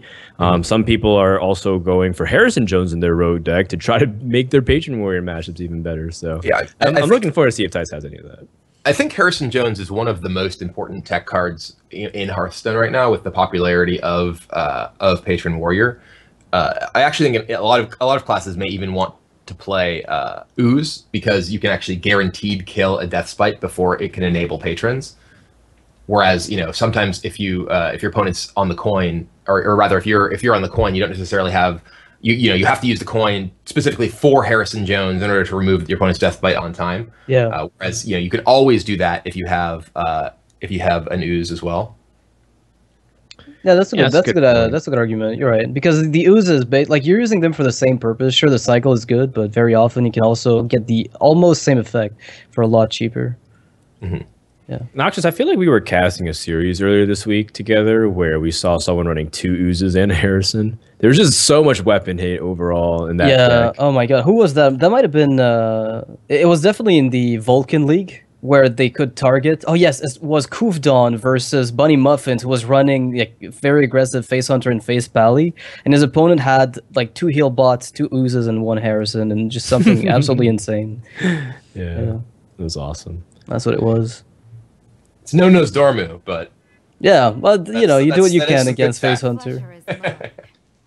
No worries, no worries. You laugh now, but maybe in a couple of years or so, yeah. If they make it a 4-12, and it's actually like that already makes it better. Yeah, it'd be nice. All right, so here we are actually into the game. Yes. Tiddler as warrior once again, Tice as the rogue. Neither of them with a particularly exciting couple of early turns. Tiddler does have a very good opening hand, though. The Acolyte of Pain, Frothing, and Death Spite, along with Battle Rage, let him really piece together all the tools he needs, and he's not really facing down any aggression from the rogue's side. Yeah, I think the key is really being able for the warrior to cycle through, like you mentioned. The pressure early on is almost non-existent because rogue has such good efficient removal and ways to even tempo you if you try to make something significant. That's why a lot of people who, when they initially start playing Patron, is like, well, it's an empty board. Do I ever drop this Frothing Berserker just straight up and try to challenge? You don't necessarily need to, because you can focus on drawing through Battle Rage, get the Death Spike, get the Acolytes going, and then the Frothings become that much stronger as the game develops. Yeah, and here, Tiddler, he's going to, I imagine, develop the Death Spike, just go straight to the face, allows him to set up for possible, turn with maybe Acolyte plus Armorsmith next turn. Because really what Tiddler's looking to do is dig through his deck, find the sort of pieces he wants to put together. Because if you play your Acolyte alone at this point, number one, you're not enabling it on its own, and then you're vulnerable to, Drake plus Backstab or Deadly Poison play, which, are very standard openings for Rogue. Mm-hmm. So it's kind of a waste. Yeah, I mean, when you're playing against Rogue as a deck that is capable of playing a longer game, in many cases, you'll want to try to do that because you can leverage the fact or get back some of the tempo that the rogue is actually usually able to generate with cards like Backstab when it's able to use its early turns to get value there. And if you're not letting them do that, you end up in a significantly better position. Mm-hmm. You see exactly the. Are we seeing Armorsmith? No Armorsmith. Okay. Yeah, they're just going to stack as much as you can. Yeah, he just uses hero power instead. Yeah, not I was gonna say. Oh, he's not damaged past the oops. He has no actual damage on his health. So that's a bad Battle Rage. Good thing he didn't do that. Terrible play. Dice with a double prep and with the prep and the double sprint. Like he doesn't have many options board wise. Like he would have loved a Shredder or something. Anything here would have been pretty much better than having to prep sprint because it's still leaving you with a bit too many cards, and then you can't backstab because the thing is damaged. So you kind of have to Deadly Poison after this to kill the Acolyte. And even then, Yeah, this is like one of those really awkward scenarios, but the nice thing is that Rogue does have ultimate board clear potential because they have cards like Blade Flare, like we're talking about. So he can afford to dump a little bit of this and then try to refill his hand so he'd be well equipped. But in the resource war and the acquisition war, I think Patron in the end is the one that gets the better of it. So be careful. Well, he's going to be overdrawing by 1 card at least during this game. Let's hope it's nothing too important for him, because otherwise this could feel terrible. But he's got the South Sea deckhand with double Tinker, Sharp Sword, so I don't think he'll be feeling too bad about it. Second prep would be devastating to lose, though. Yeah. Well, it's a pretty clear Emperor Thorson play. You just want to reduce the cost of all these things. Also interesting to note that Tiddler is one of the few warriors I feel like are still running Grommash as one of the main finishers or burst potentials. And with so many cheap activators, it feels like that might be a relevant force, considering that he already has also a Throbbing Berserker. In this matchup, I actually think that Grommash is actually a pretty powerful card. The Rogue has a lot of ways to deal with your ability to create a big board full of patrons, and doesn't really play all that much to the board itself. So you're not really in a position where you can frequently get those huge frothing Berserker kills later on. But the Rogue is using its life total as a resource, so that the burst damage from Grommash can definitely come down and end the game in short order. Yeah, that was an interesting turn from Thijs as well. I mean, he decided to eviscerate instead of using the deadly poison on his dagger to kill Emperor, knowing that he does need that health. You mentioned he's using it as a resource, but he will do it pretty much every time. But against Patron, they have to be very cautious, and they know that. Like every player who plays Rogue against Patron knows that if you're too reckless, you'll just get one-shotted. Right? It's kind of like the one-turn kill. I mean, it's important to recognize that while your life total is a resource, you can't expend it. You need to be careful about using it, in particular against decks that are capable of a lot of burst damage, like Patron is. Exactly. Yeah. So that's why Thijs is I think Thijs is playing this very well here. Yeah, I definitely like that particular play. And here we do see a Violet Teacher in Thijs' deck, which, as we've mentioned, can definitely be a liability in this matchup. I wonder if he has Violet Teacher in addition to the Piloted Shredders, or instead of, because that's usually one of the places where Rogue decks kind of have a bit of variation. But it looks like, he's just going aggro. So that's 15 damage total from just those 2 hits. Unless he wants to stack, he can still hold onto this weapon too for like next turn if something happens. What if? Also, I think with the Goblin Auto Barber, I think this list also runs the Assassin's Blade because it gives it a lot more potency to the blade that you don't feel like you have to attach an oil to because it gets too expensive. So I think Thijs has a lot of weapon damage coming up here, and if Tiddler can't be threatening the push for a win soon, then it might be the opposite way, where Rogue is the one looking to get its combos off and end the game. And this, I like this from Tiddler. Just he's able to use the Whirlwind to both kill the minion that Thijs has in play and activate Grommash. And that 10 is a lot of damage, and 8 is a lot of health. So that's going to be a difficult minion for Thijs to actually get rid of. I mean, Goblin Auto Barber, Tinkers, and Phase Blade Flurry. The problem with that play is that then your Assassin's Blade, if you get it, is going to be reliant on getting the what's the name of the other one? The Deadly Poison #2. But even if you get it, though, I think it's okay because it's still repetitive damage. Like you can see the Assassin's Blade as like an investment of damage over the next few turns. Oh, you're right.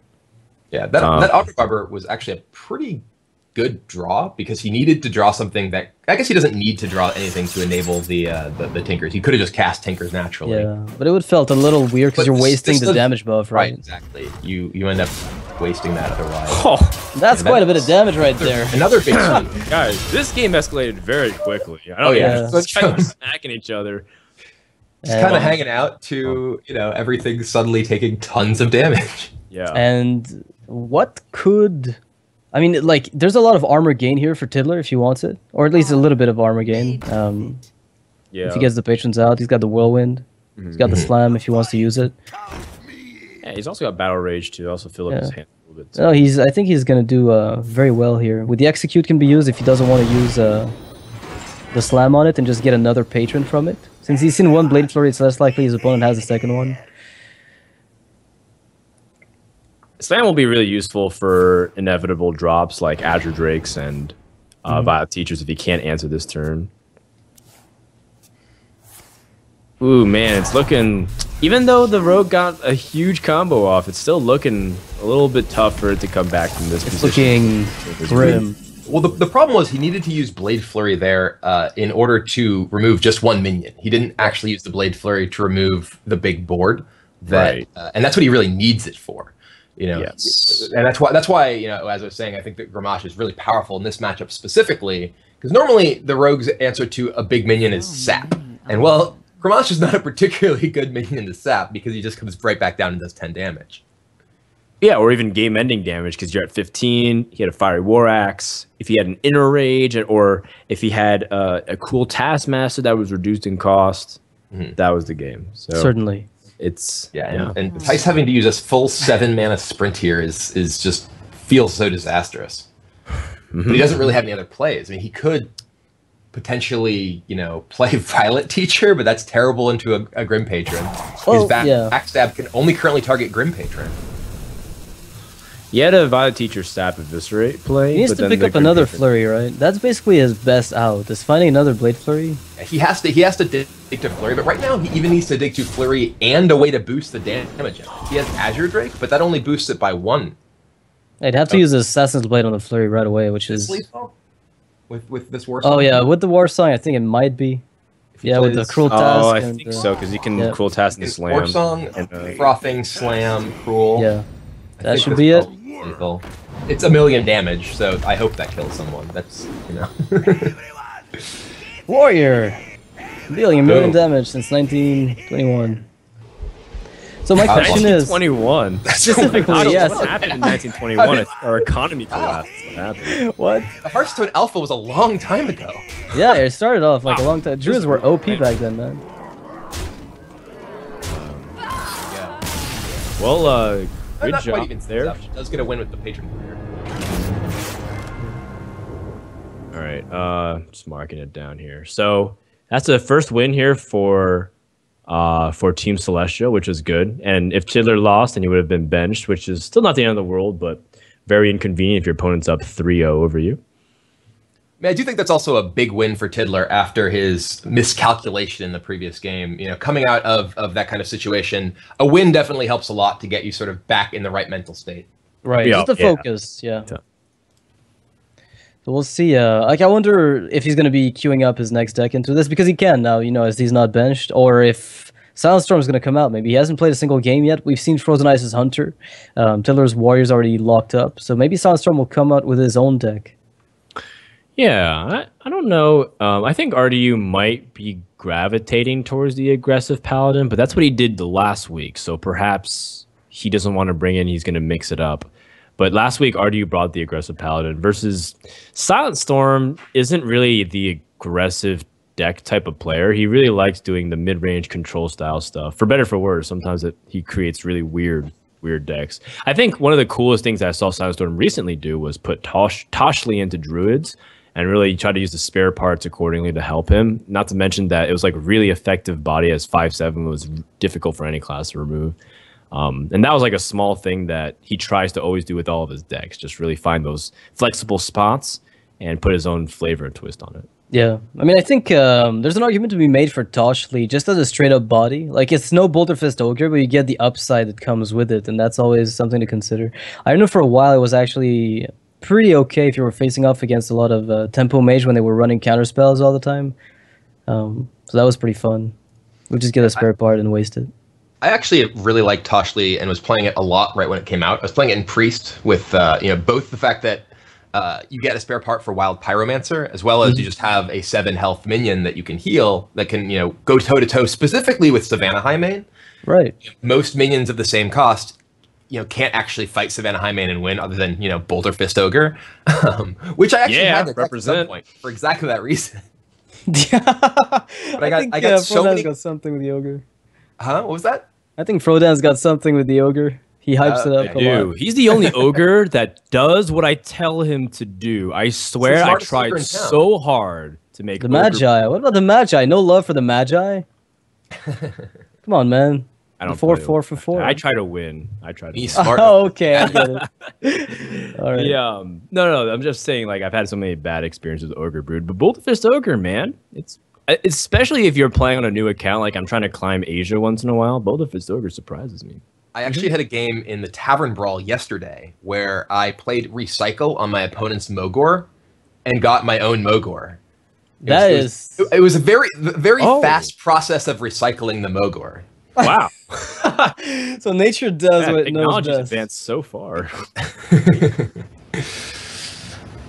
Oh, and this is, we see the very different version of Paladin from RDU now. Zombie Chow, not the kind of card that goes into the aggressive deck that he was playing in last week's matches.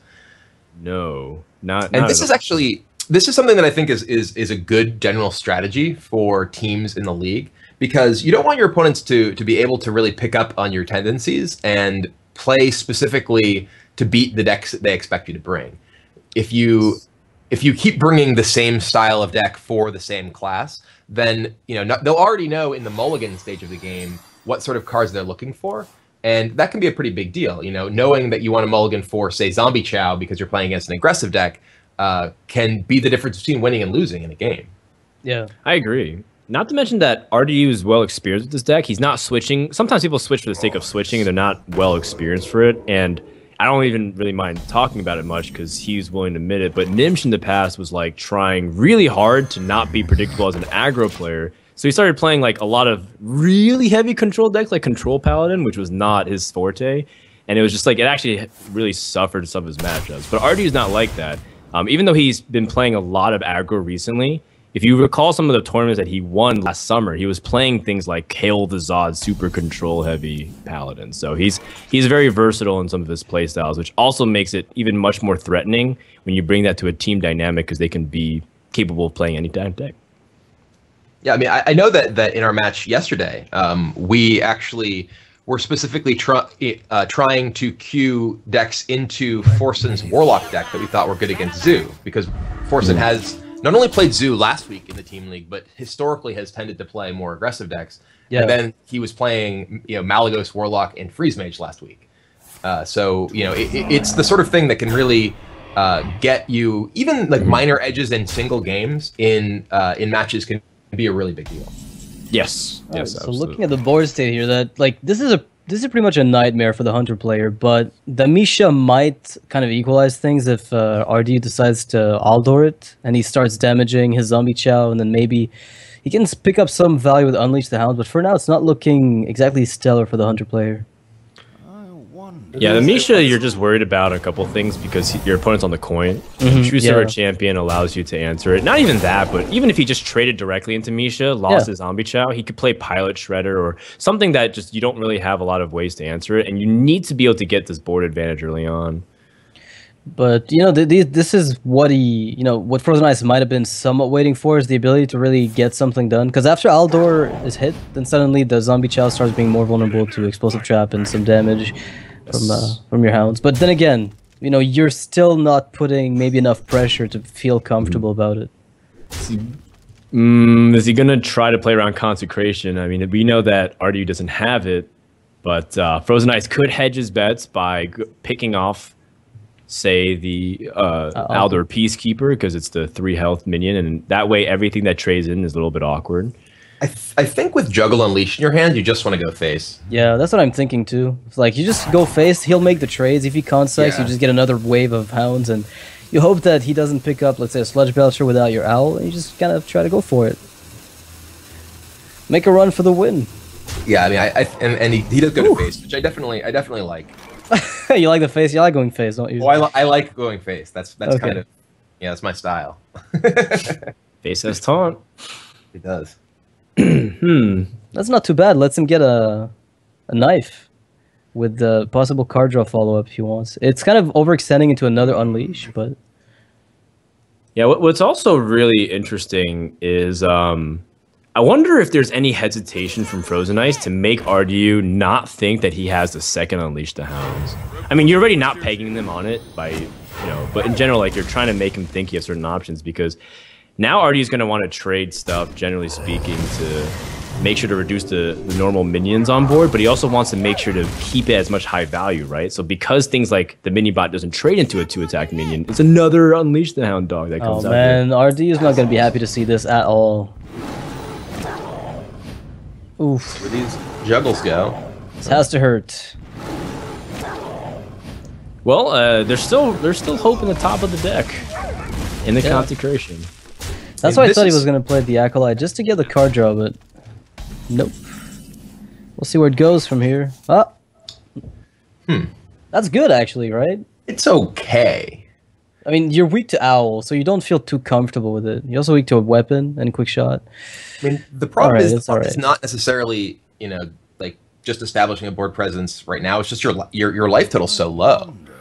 You know, when you're at 15 against this board as a paladin, you know, and here he's forced to, you know, ends up having to use his coin on the Acolyte, which means that next turn doesn't really have any plays. Like he doesn't have, you know, he kind of wanted to be able to eventually coin Boom, but this is definitely pretty strong because it does force your opponent to give you at least a card draw. But we know that Frozen Ice has the quick shot in his hand, which means that that's not really going to, you know, stop the board he has in play. And if this animal companion is something good, either Huffer or Leok. Oh wow, the best one. That's like, yeah, you know, there's no consecration, so you can just be fine with giving multiple minions extra attack. Oop, there's late hands, but there's not that much mana. Yeah, to say the least. Yeah, he needs to pick up like constant. Wow, this is just a complete blowout. Oh yeah, RD's just dead. He's just dead. Started really, really badly for the Hunter player, but then RD with the Outdoor Peacekeeper play on Misha, like lowering the health of his minions, and then Frozen Ice had the double Unleash and picked up the Juggler. That was pretty much exactly what he wanted to see. Well, I mean, Unleash the Hounds is one of the best cards against Paladin, for much the same reason that Patron ends up preying on Paladin sort of in the late game, because Paladin is so much about establishing this board presence that in order to defend itself, it needs to play out minions, and that can very easily get punished, as we saw right there, with Unleash, and certainly with Juggler Unleash. Yeah, I think that Knife Juggler might have been the card that pushed it over the edge for the Hunter player. Well, just in general, the fact that Paladin had no play, like Hunter will generally have plays because it curves out really aggressively. So if it was a Knife Juggler, it might have been, you know, another weapon pushing face, or could have been a charger pushing face. And there's just nothing that Paladin can do if you have a quality and all your late game cards. It's rather unlucky if you think about it, that RDU has maybe 4 or 5 cards that are 6 mana and above, and he drew like 3 of them. So it's just like really awkward when that happens. But he also had Zombie Chow early on, and he couldn't capitalize. So he got some of the good, he got some of the bad, and ended up being a loser. The curve of Chow into Minibot into Aldor into Juggler is pretty strong. You know, it's difficult to ask for a much better opening hand as a Paladin. But you know, without the actual ways to clear the board like Consecration, without ways to restore your health like Healbot, is a you know, it's a pretty big deal. Yeah, you really need those to be able to stay in the mid game. Well, series is tied, guys, 2-2. Frozen Ice also gets a win, and that's RDU's first appearance and loss. RDU has not performed well last week, and I think he's looking to bounce back for certain. But the field has narrowed down a little bit. Both warriors are out of the way, but the Hunter and Warlock has been split here. Still rather even. The only question marks remain over, for example, what Warlock and Paladin the Silent Storm playing, because I think everything else has been figured out by now. Yeah, and I mean, Celestial must be really happy that they got the win with their Face Hunter, because again, you know, the more information you have about that deck, just knowing that it is what it is, your mulligan changes a lot, right? So having sealed the win, even though the start from the Paladin seemed really strong, that's going to give you, I mean, you're back on equal field, because even if you had, you know, lost this game with another deck, or won this game with another deck, you would have still been behind as far as information. I mean, the classes that have significantly different styles that they can play, specifically Warlock is the most sort of diverse in terms of the, you know, what you want against different versions of Warlock. Being able to conceal that information until later seems quite valuable. The fact that no one at this point going against Silent Storm knows, okay, do I want to mulligan against Zoo? Do I want to mulligan against Handlock? Do I want to mulligan against Demon Lock or against, you know, Malagos? There's just so many different styles you can actually present. and getting to the later rounds without having to reveal that information has a lot of value. Yeah, That's and interesting. you can pin him, like, you can make educated guesses about what they're going to be playing, but that means nothing, right? In a team league where they might have discussed things over, maybe he'll be willing to go out of his comfort zone, play a deck that he doesn't usually play, have some practice partners to really, get some experience in if necessary. And Sunstorm's already a very versatile player anyway. I think it just becomes increasingly more punishing the later you find out into the stage of what deck it is. But we'll cross that bridge when we get there. In the process, we have Druid versus Rogue coming out here. Druid being one of the iconic classes for Tice for a long time. He's utilized his class to have some of his tournament wins as well as his high placings. Even his ridiculous King of the Hill reign when he beat like 11 or 10 people in a row, which includes some of the best players in the world there. Tice has been very experienced with this class. It's not been doing so well for other players, but Tice is still one of the exceptions where whenever he seems to play the deck, it kind of just works. I've seen him play in multiple tournaments. Let's say he very often brings Druid, and it doesn't seem to ever really fail him as much as it does other players. He does get the unfortunate losses. It happens to everyone when you don't get the wild growth, innervate, and the opponent does in a mirror match. But when it comes to facing off against, not symmetrical matches, then he seems to always get something done. I mean, Druid is definitely a class that has the ability to beat anything and the ability to lose to anything. Yeah. Very polarized in the way that it actually comes out on the board. I mean, it's so much of its power is typically heavily reliant on the 2 acceleration cards, Wild Growth and Innervate, and specifically the timing when you draw them. If you're drawing Wild Growth turn 2, Innervate turn 3. I know that. I casted that game of you when you were playing Druid, Kibler, and you had like double Wild Growth, double Savage Roar, double Innervate, and nothing else. Like that was the worst game ever to watch. Sometimes that's what happens to you. That's your life. But oh man, that was a great game to watch. Never lucky baby rage or whatever, but yeah. It was priceless because at first your hand looked really good, and then after the second Innervate, we were really getting worried, and it didn't seem to really improve. All right, so the Shade's been developed already on turn 4, a bit off curve, no Shredder, which would have been a bit better here to handle the Violet Teacher. He's gonna have to find another way to do that. I mean, he does have the swipe in his hand, which makes Violet Teacher much less scary than it otherwise might be. Yeah, and in particular, he has swipe and Wrath, so when he gets to 6 mana next turn, if he does just leave this Violet Teacher here, he does have the option of just clearing it with Violet Teacher and cycling Wrath. So do you just play, say, Druid of the Claw in taunt mode and let him sap it or backstab Eviscerate, use some resources, and then you can just hero power down and swipe the Violet Teacher? Yeah, I like just bearing up here. I think that seems like your best option. Yeah. I mean, none of the other options are really particularly appealing. You don't want to, you don't want to have an incredibly inefficient turn by just cycling Wrath and Violet Teacher now, or just hero power now. Is there any like subtle thing that you want Violet Teacher to build minions so you can get actual value off mind control tech? Or probably not. I think you still want to deal with Violet Teacher as the threat itself. Because the thing is, if Violet Teacher is building up minions and you play mind control tech, the most likely thing you get is a 1/1 student, and that's. If you're giving your opponent a lot of time and playing your resources inefficiently to get something so low impact, especially against Rogue, who just has Dagger and Fan of Knives, just doesn't seem worth it. Yep, I can see that for sure. Well, yeah, can't even play MC Tech anyway.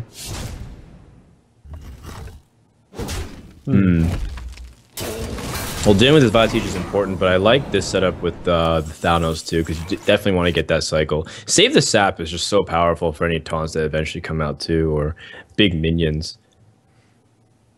Yeah, I mean, Sap, he doesn't necessarily know, Frozen doesn't necessarily know if Tice is playing a version that is, maybe more big minion heavy. We have seen some players, the deck that I used this week, with Ancient of War, which if you use your saps on some of the sort of early or mid game minions, can definitely punish you for that. Yeah, you can get Lothebs. I think Lotheb is one of the main targets by the Ancient War, actually, that you mentioned. I've seen a few players incorporate this in their list, and it's mostly able to snipe those Lothebs that otherwise try to come out and really negate your turns 6 and 7. That's one thing I really like about it. I mean, I think in general the metagame is pretty aggressive right now, and you know, Ancient of War is a pretty powerful card against a lot of those aggressive decks. You know, even over, I mean, our deck lists are going to be posted, you know, soon, and so I mean, I didn't even have Dr. Boom in my deck. You know, I just had the Ancient of Wars because they're able to stop the aggression far more effectively than Dr. Boom can. Yeah, it's a good proactive card, but as far as reacting to stuff, not so good. At least not very often. If it's an even field, you might be able to push it back, but if you're already behind, it does absolutely nothing. Well, speaking of the devil, speaking of the good doctor, that is perfect. Actually, is it? It's kind of. Yeah, almost as good as it gets. Yeah, because you don't really get to sap this. Like, I think Dr. Boo and Rag are the two prime examples. Maybe with Emperor now, where you really don't want to sap them. As an answer. The oil. I mean, anything that has an immediate game impact, sap is much less attractive against. I mean, just like we saw in the previous game, where you know sap was certainly not a good answer to the Gramash against the warrior. No, it almost led to certain death. In this scenario, though, Rogue still traditionally struggles with big health minions. In fact, I've been seeing some rogues run the big game hunter into their decks too, because they just were tired of dying to stupid things. Like, for example, you know, the rogue feels like it should have an advantage tempo-wise over decks like Zoo, but then when the occasional Mal'Ganis came out, it was actually insta-lose if you don't have sap. So they started running things like big game hunter and whatnot to deal with really big threats. Not to mention that they sometimes do get this position where they're behind on board and Dr. Boom's out. What are you supposed to do? You're just going to fight inefficiently, or you're going to stall for time? Well, it seems like he's gonna have to stall for time here and try to get something done a bit later. I mean, the blade is nice, but it's not fast. It's not fast enough that you can really start pushing for, you know, a big oil turn and, you know, recurrent damage. You really want to get that a bit later when you've already secured the board, which I think is the biggest weakness of Rogue in some way, that it needs the board to do anything very often. Yeah, I mean, like Patron when you does have oh, go ahead. No, go ahead. I'm done. I was just gonna say when you have a minion in play as a rogue, you know, the card Tinker's Sharpsword Oil becomes so much more threatening. Right. You can enable it with the deck hand, but that's a really vulnerable minion, especially, you know, there's lots of different classes that can do 1 damage quite easily. If you have it on a bigger minion, even like, you know, say this SI agent, that takes a lot more for your opponents to be able to deal with effectively. This is not a position I'd like to be in if I'm Frozen Ice. No, this is an awkward spot for sure. You have to cycle. I mean, there's a way to kill it for sure, but you have to face tank, you know, 7. But I'm trying to see if there's maybe a way for him to potentially say, you know what, I can't play around combos, so I'm just gonna try to kill. Yeah, that's what I'm thinking. And I don't think there's any way for him to play around combo at this point. Pretty much regardless. Yeah. So I think if he goes really aggressive as opposed to super defensive like Healbot, there might be an opportunity to draw Blade Flurry. Like if he attaches the Deadly Poison on the Assassin's Blade now and Wax, he can do up to 10 damage. And then next turn, he might have the ability to go for a huge Blade Flurry with... like, I mean, he can kill Dr. Boom at least. I think he'll at least want to do that with the Tinker's Up and his dagger. Okay. That's a very simple way to... That's fine too. To remove some of the board. Either way, the game's like... Oh, he's trading. Oh, yeah, he was pushing for the trade a little bit, but that's really bad. If you're gonna that's really bad for him, because if he's gonna be weak to combo, I think that's pretty much game over anyway. Well, no, thankfully he did, because the Druid Claw plus Savage Roar I think was lethal there. I mean, his minions in play weren't really worth keeping around against the 2 Boombots. That's the thing. Yeah, that's true. Very likely to actually die to the Boombots, and they're very close to, you know, almost guaranteed to die to the Boombots, including the hero power. Yeah, it doesn't feel good if you're the rogue player here, but then again, what shows do you have? You're really cornered. The Dr. Boom be forcing a sap out of you when you don't have like a backstab eviscerate with some source of spell damage, because very often that's what ends up happening. It'd be like Drake with backstab eviscerate or deadly poison setup and then eviscerate. This is definitely a horrible spot if you're the rogue. Yep. Yeah, you're getting... Tice is feeling really confident that, hey, what if you even Blade Flurry me? Fine, you might die. Yeah. Those Boombots might just give me the win. Oh, like, I feel so nervous to just Fan of Knives or something, you know? It's scary.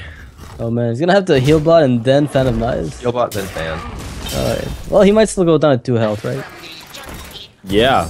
Imagine if he goes down to 2 health and he just dies anyways from the next draw. Oh. He's going to 7. Lucky 7, maybe. We'll see. 7 is still lethal for the Force of Nature, which could have been drawn, but in this case, it's back to the drawing board here. Wow. And that shade will sit there uncontested. Shade and Force of Nature. They're really, unless Frozen Ice gets a Blade Flow. Oh, that is actually exactly the card he wanted, but he's still dead. Yeah, he's still there's dead, a silver lining. He got to do one last thing before he went the graveyard way. What's damage, but he's exactly dead anyway. He's actually slightly more than exactly dead because of the keep. Oh yeah, you're right. He's like over dead.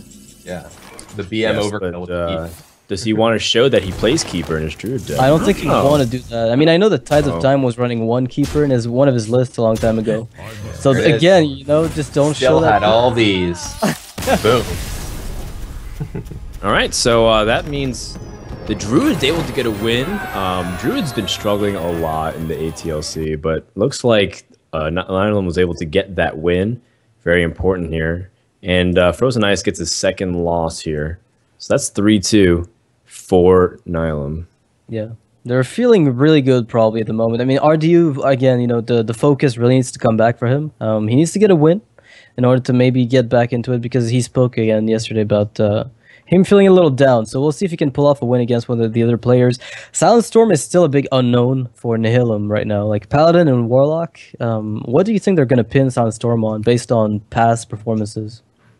Well, I feel like Hunter here is still relatively okay against pretty much everything. You know, Druid's out there. Rogue, of course, still struggles sometimes with the Hunter. And I always feel confident whatever Paladin that the Hunter goes up against. So I feel like this could be a good opportunity for RU to sneak in, get his first win.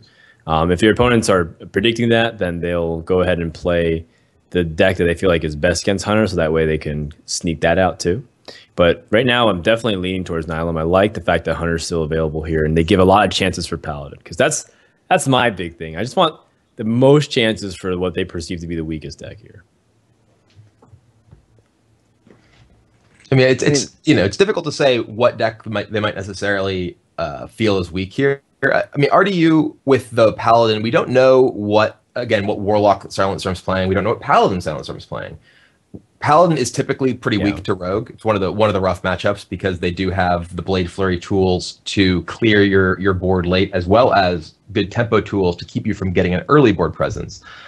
So that looks like it may be the sort of linchpin of Nihilum being able to win this match, is getting that Paladin through to a reasonable matchup. Yeah.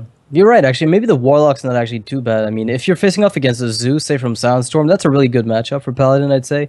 And Headlock is also not out of the question. It's one of those decks you can always somehow get wins against nowadays, because the Divine Shields really make it a bit difficult for the Warlock players, where they have to use a lot of recurring damage sources to deal with the Divine Shield, and they have to Hellfire later. So they've got all these little pressure points that you can sometimes sneak in and then turn the tide around where they can't remove the board. Yeah, I'm playing mid-range Paladin. I'm generally pretty happy to run into any Warlock deck except for the Malagos combo decks. Yeah, that's a deck that's able to, you know, just burst you down in a single turn from very little board presence. And against Zoo, against Handlock, stuff like Equality Consecrate, you know, Muster for Battle, these are all just, you know, reasonably strong cards to begin with. And here we will see Silent Storm playing Warlock, and we'll find out what it is. That's good. That's good. I was worried that maybe Silent Storm was like not even awake. You know, at this point he's like, "All right, guys, I'm gonna take a nap. Wake me up when you need me," type thing. Yeah. He's just been sitting out the first 5 games. It was kind of funny that Trump was talking yesterday about, you know, how you know, the 10 a.m. start time was so early for him because he usually sleeps later than that. And I was just like, okay, well, hopefully you're at least awake in time for you needing to play your first match. Yeah, and you know, guys like Tiddler, it's 3 a.m. for them when the event starts. You know, right now it's like 5 a.m. I think. So you gotta reconfigure your schedule around Hearthstone. Like your entire life cycle revolves around when and where the tournament sun rises. It's kind of a weird thing.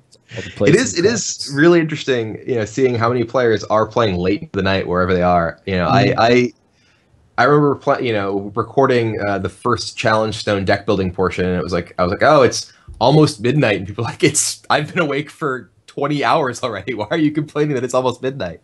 Oh, I guess that's a little worse. Yeah, I know. Yeah, like Orange First hadn't world slept Hearthstone last time. problems, man. Like, we saw him play last time. I think he hadn't slept in like 30 hours. I think it's as funny he because I traveled think to Korea.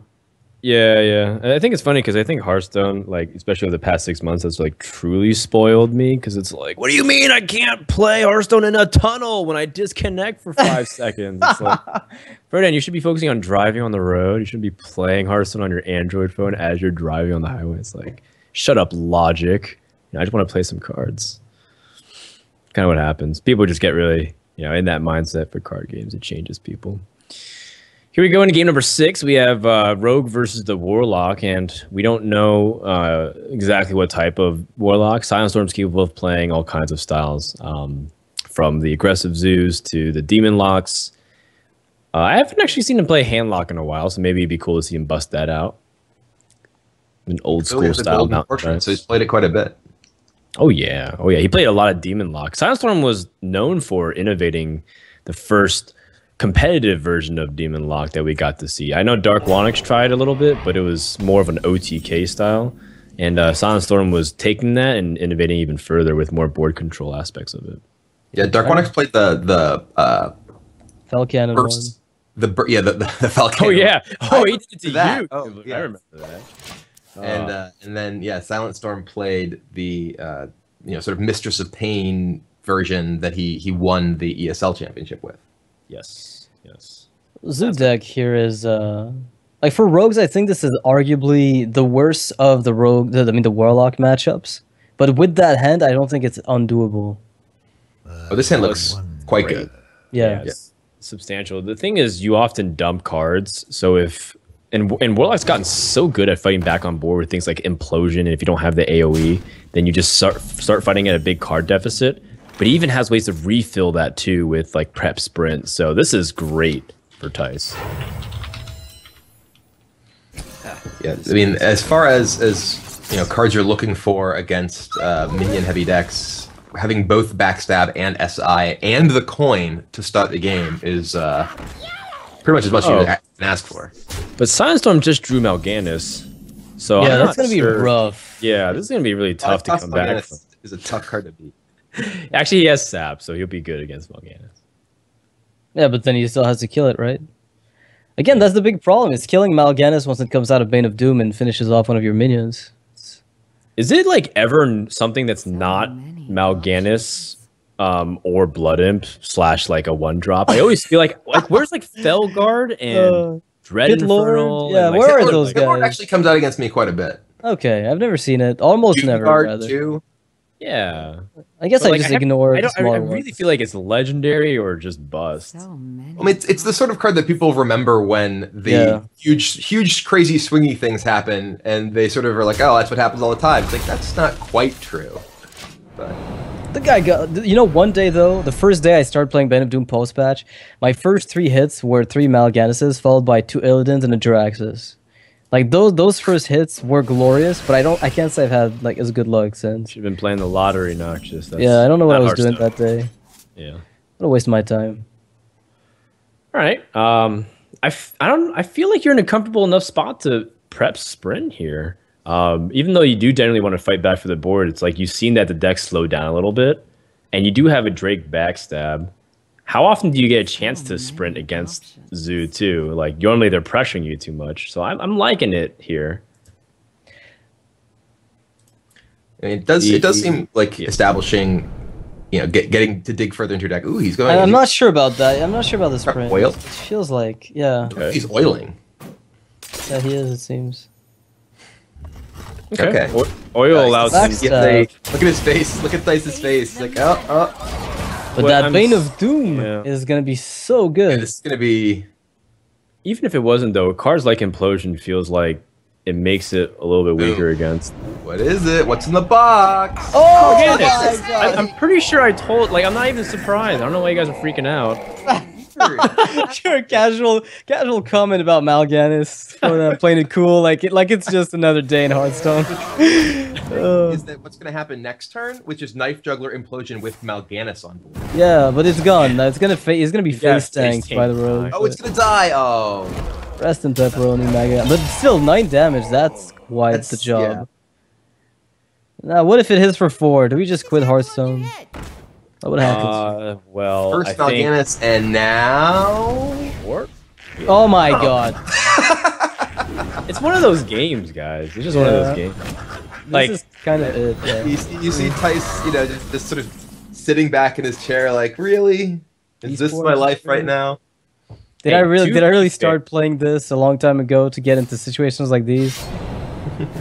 to be fair, Tice in the previous game against Frozen Ice had some pretty awesome outcomes too, with how things were going with the wild growths into like Dr. Booms and the way it transpired. So he's feeling the rogue pain that he dished out last game. That's true. It all evens out at some point, but not when you're actually playing the game and feeling horrible about what's going on. Blizzard's out to get you when you're playing the game. Not a single life tap was had that day, by the way. Yeah. Oh, you're right. He hasn't actually been able to utilize a hero power. He's had 0 blowback this game. Yeah, he might get some of the flame imp though. It's gonna be dangerous. That is true. This actually might be an opportunity to tap too if he wants to like sort of hedge against any type of like Fan of Knives action, but I think it should be okay just to play the flame imp here. I mean, if you're in Silent Storm spot here, what you're mostly thinking about is like, how do I lose this game? Yeah, that's really the question. Wrong for me. And you know, I'm actually a little surprised that he played the Flame Imp for that reason, because it does feel like what he could possibly lose to here is something like a Blade Flurry. That would already kill it. Yeah. Yeah. So it feels like, I mean, yes, he's presenting lethal damage even if his opponent kills one of his imps this turn. His opponent has to either trade away the SI or he's going to die. But it feels like you just have such an advantage, and if you're life tapping, the ability your chances to find something like a Doom Guard, Power Overwhelming that represent lethal anyway are really high. All right, well, he's going to try to fight back with Lotheb.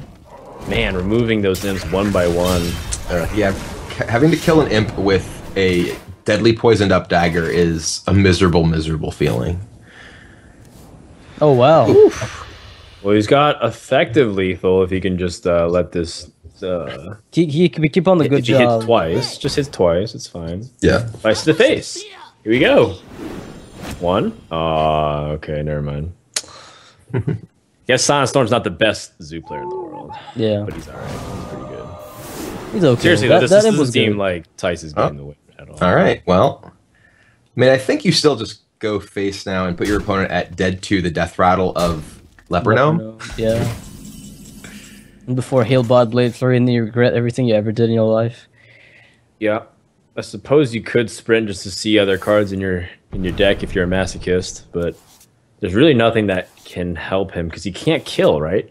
No. What if he drew prep oil into prep blade flurry? He's already used the prep. He's already used an oil. Okay. And an oil. And a prep. And an oil. Well, the oil's right there in his hand. Yeah, I meant oil, not blade flurry when I said that. Okay. Literally, right, just he used the prep. Thinking the right one. 8, 9, 15. So many oils and preps. 19. Yeah. Yep. All right, so well, 3-3.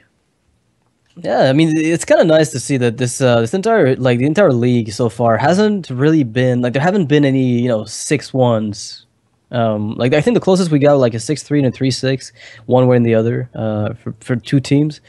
But that's the closest we got, and that's like 66% win rate, which again, it's pretty good. It's really good, but it's not necessarily indicative of like a massive discrepancy and over such a short amount of time.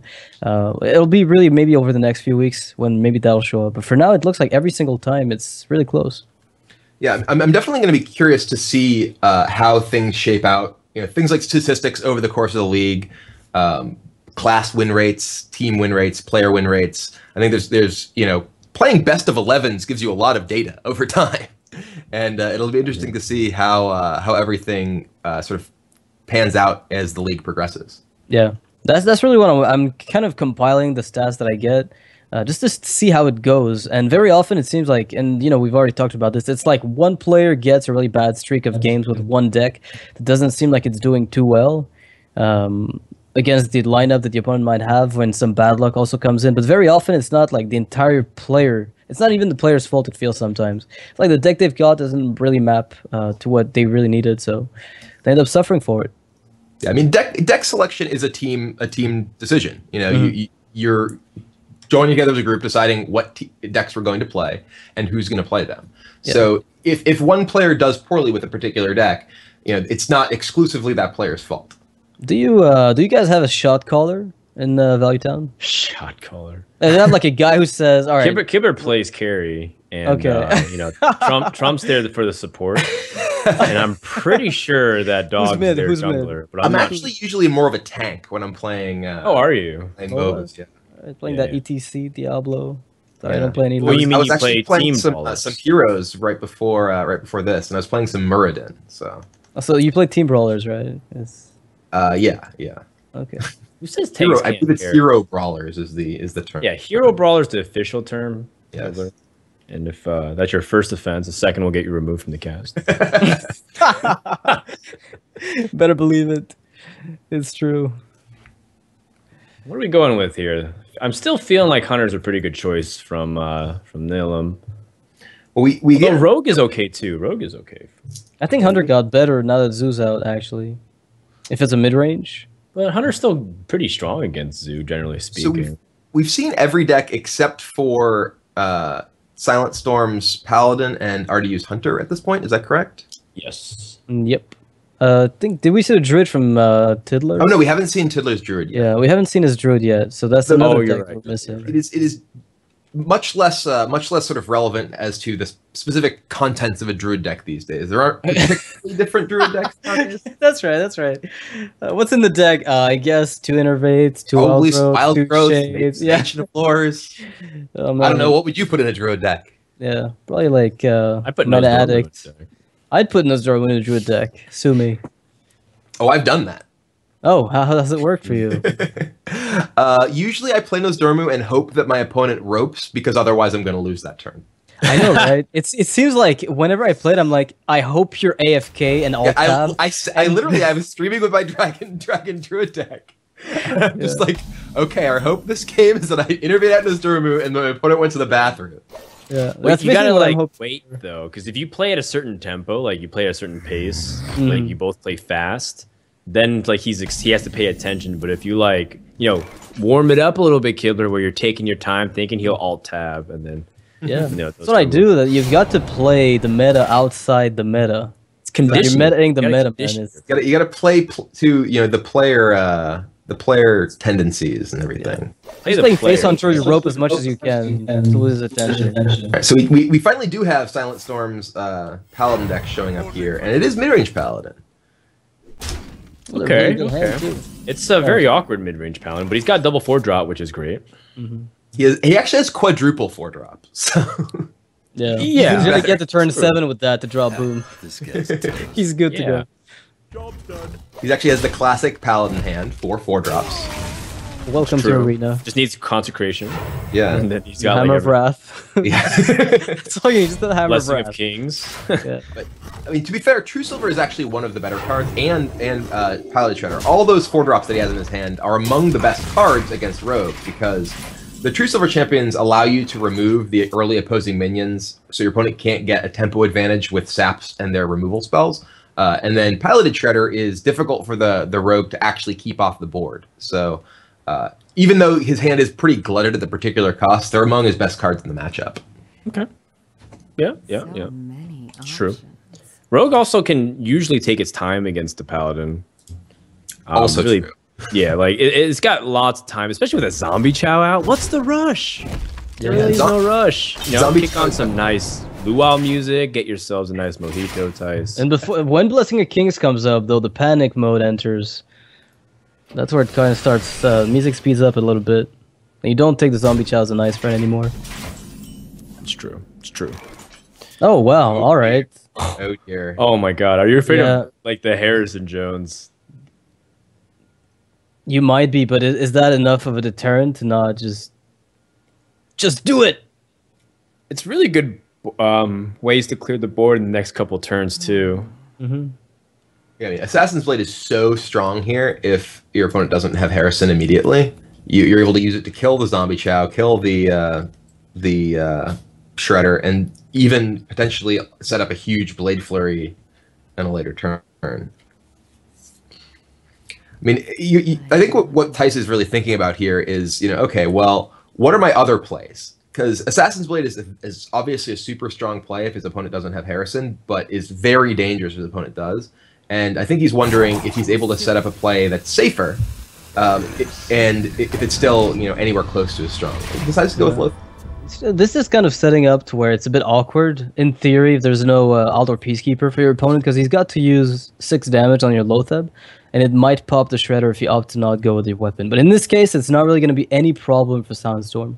Yeah, so, I don't particularly like the Lothab there. I mean, obviously the question is really if he is willing to expose the Assassin's Blade, but Lothab there, like, there are so many easy ways, even just on board, for Silent Storm to be able to deal with that.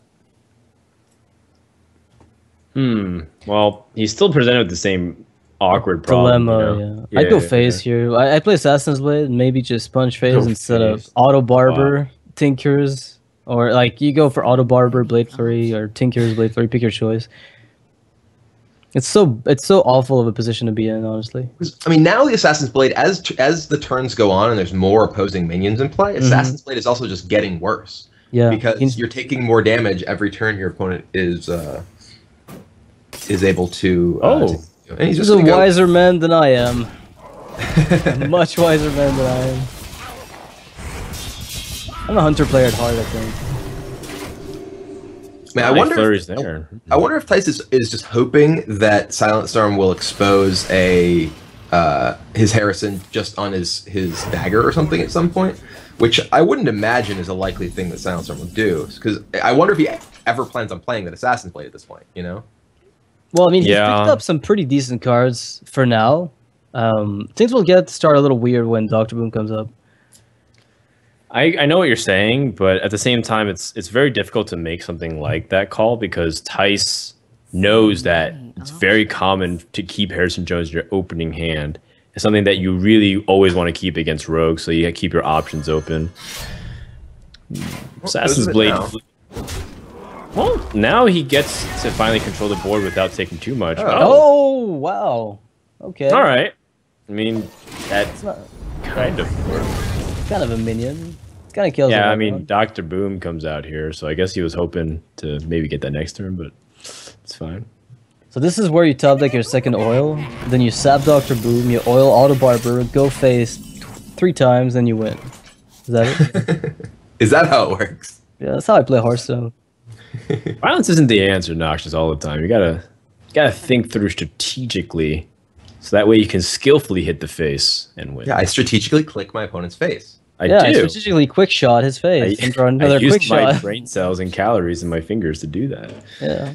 I wonder, you know what? We should do an experiment with this. Like, how many calories does a Control Warrior burn per hour, or a Patient Warrior, compared to that of a Face Hunter? I really am curious to know if there's a noticeable difference to where you could evaluate somebody's playstyle preferences based on their energy expenditure. Like, that would be a worthwhile study. I mean, given how much I constantly click around the screen no matter what I'm playing, I think it would actually really throw things off. I concur. I do the same. I was actually in Ireland for Magic tournament a while ago, and had one of those Fitbit tracker things that it blinked at one point during the middle of the day and was like, "Oh, you've reached your step goal for the day." When I had done nothing but sit around playing decks because it thought that my hand shuffling was actually me working out.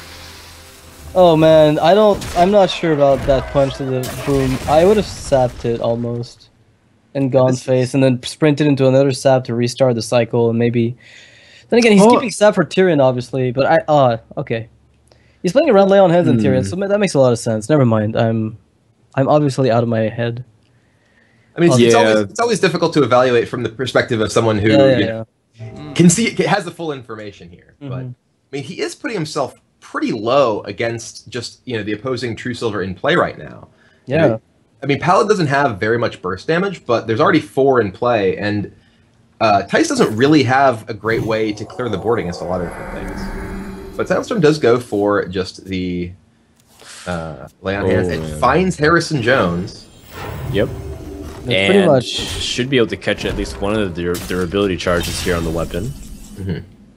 But he's got his own semi lay on hands. Not really, just forgetting the heal part. Don't forget that it's also lethal if Silent Storm picks up Consecration next turn. Yeah, that's also true. True Silver Juggler Muster might just do it. I'll be honest, it's guaranteed lethal with that, so he's got it. Oh, you're right. Because of the Silence only takes one.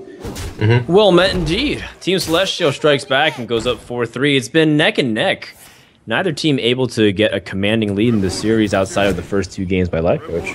Yeah, Silent Storm's still undefeated though in his 2 weeks of play with Paladin and Warlock, and last week it was with Shaman, I think, instead of the Paladin.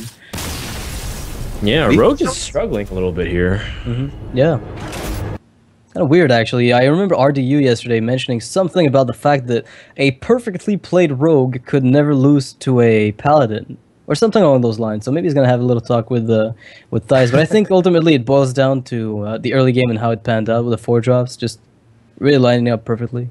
Yeah, I mean those shredders were quite good for Silent Storm, and I mean I have to really look at the turn 5 play of Lotheb versus playing the Assassin's Blade. If he did just choose to play Assassin's Blade the very next turn, like I have to wonder what his sort of reasoning there was, given how many ways Paladin has to really neutralize that Lotheb there and extend its board more. That makes the Assassin's Blade worse and worse every turn that goes on. Yeah. Well, we'd have to ask to get some information. Well, for now, Tice is benched. He's sitting there. That means ice it's cold. only RDU who can play. That's right. RDU Hunter's gonna come the out. Hunter and the Paladin up against Rogue and Druid. Yeah, I think I'm feeling the Hunter here. The Hunters feels like it's pretty reasonable. It looks like the last resort strategy here for Nihilum would be to take out the Druid, which seems to be the unfortunate outcome for several series so far in this tournament, that people are just ganging up on the poor Druid. But that's still an out there. But Team Celestial is also closing in. Druid and Rogue are 2 decks that are capable of beating anything. Really explosive decks that have lots of good draw potential if things work out well. Yeah, it's all about getting that, the curve with the Druid. You just try to ramp up into a Shade, into a Shredder. You just hit your 3, 4, 5, and usually you can go from there and do whatever. It's a pretty tough most important thing is thing hitting to your recover 2, from. which is Wild Growth. Yeah, it's like the one card you have on that specific mana slot. I wonder, like, initially, I know when they released Grove Tender, the people thought, hey, this is, another cool ramp option, but it's not really, like, because it's symmetrical, it really doesn't do as much as you'd like it to. So I think Growth Tender is good in the ramp decks against aggressive decks that don't necessarily have great tools to utilize that ramp. But the problem is even aggressive decks have a lot of higher drops nowadays. You see a lot of the Hunter decks with their high mains. You see, even Dr. Boom and Mal'Ganis in aggressive Warlock decks. Yep. So there are fewer and fewer decks. Really, Face Hunter is the only class, sort of class strategy combination that can't really make great use out of that ramp effect. Or they can even use it to empty their hand and quick shot you. Into another quick shot. Yeah. Frozen Ice here nodding at his hand, it seems. Yeah, he's not at that proving whenever you're on the coin against Hunter and you have things like SI7 Agent, you're feeling pretty good. Although I'm not sure how great Assassin's Blade is against Hunter. Most likely you would rather have other cards that help you race more efficiently, because Assassin's Blade not only takes your entire turn, but it takes multiple turns for you to get out. How often will you have 4 turns to race Hunter from that point on? Oh wow! All right, the Leperno might change the way the turn was going to get played. What trap is that? Do we know at all? It's freezing. It can't be replayed. So. Oh, you're right. Oh yeah. So it looks like RDU has the hybrid Hunter deck. Yeah. The deck with like all the Face Hunter cards and 4 to 5 non-Hunter cards. Yeah.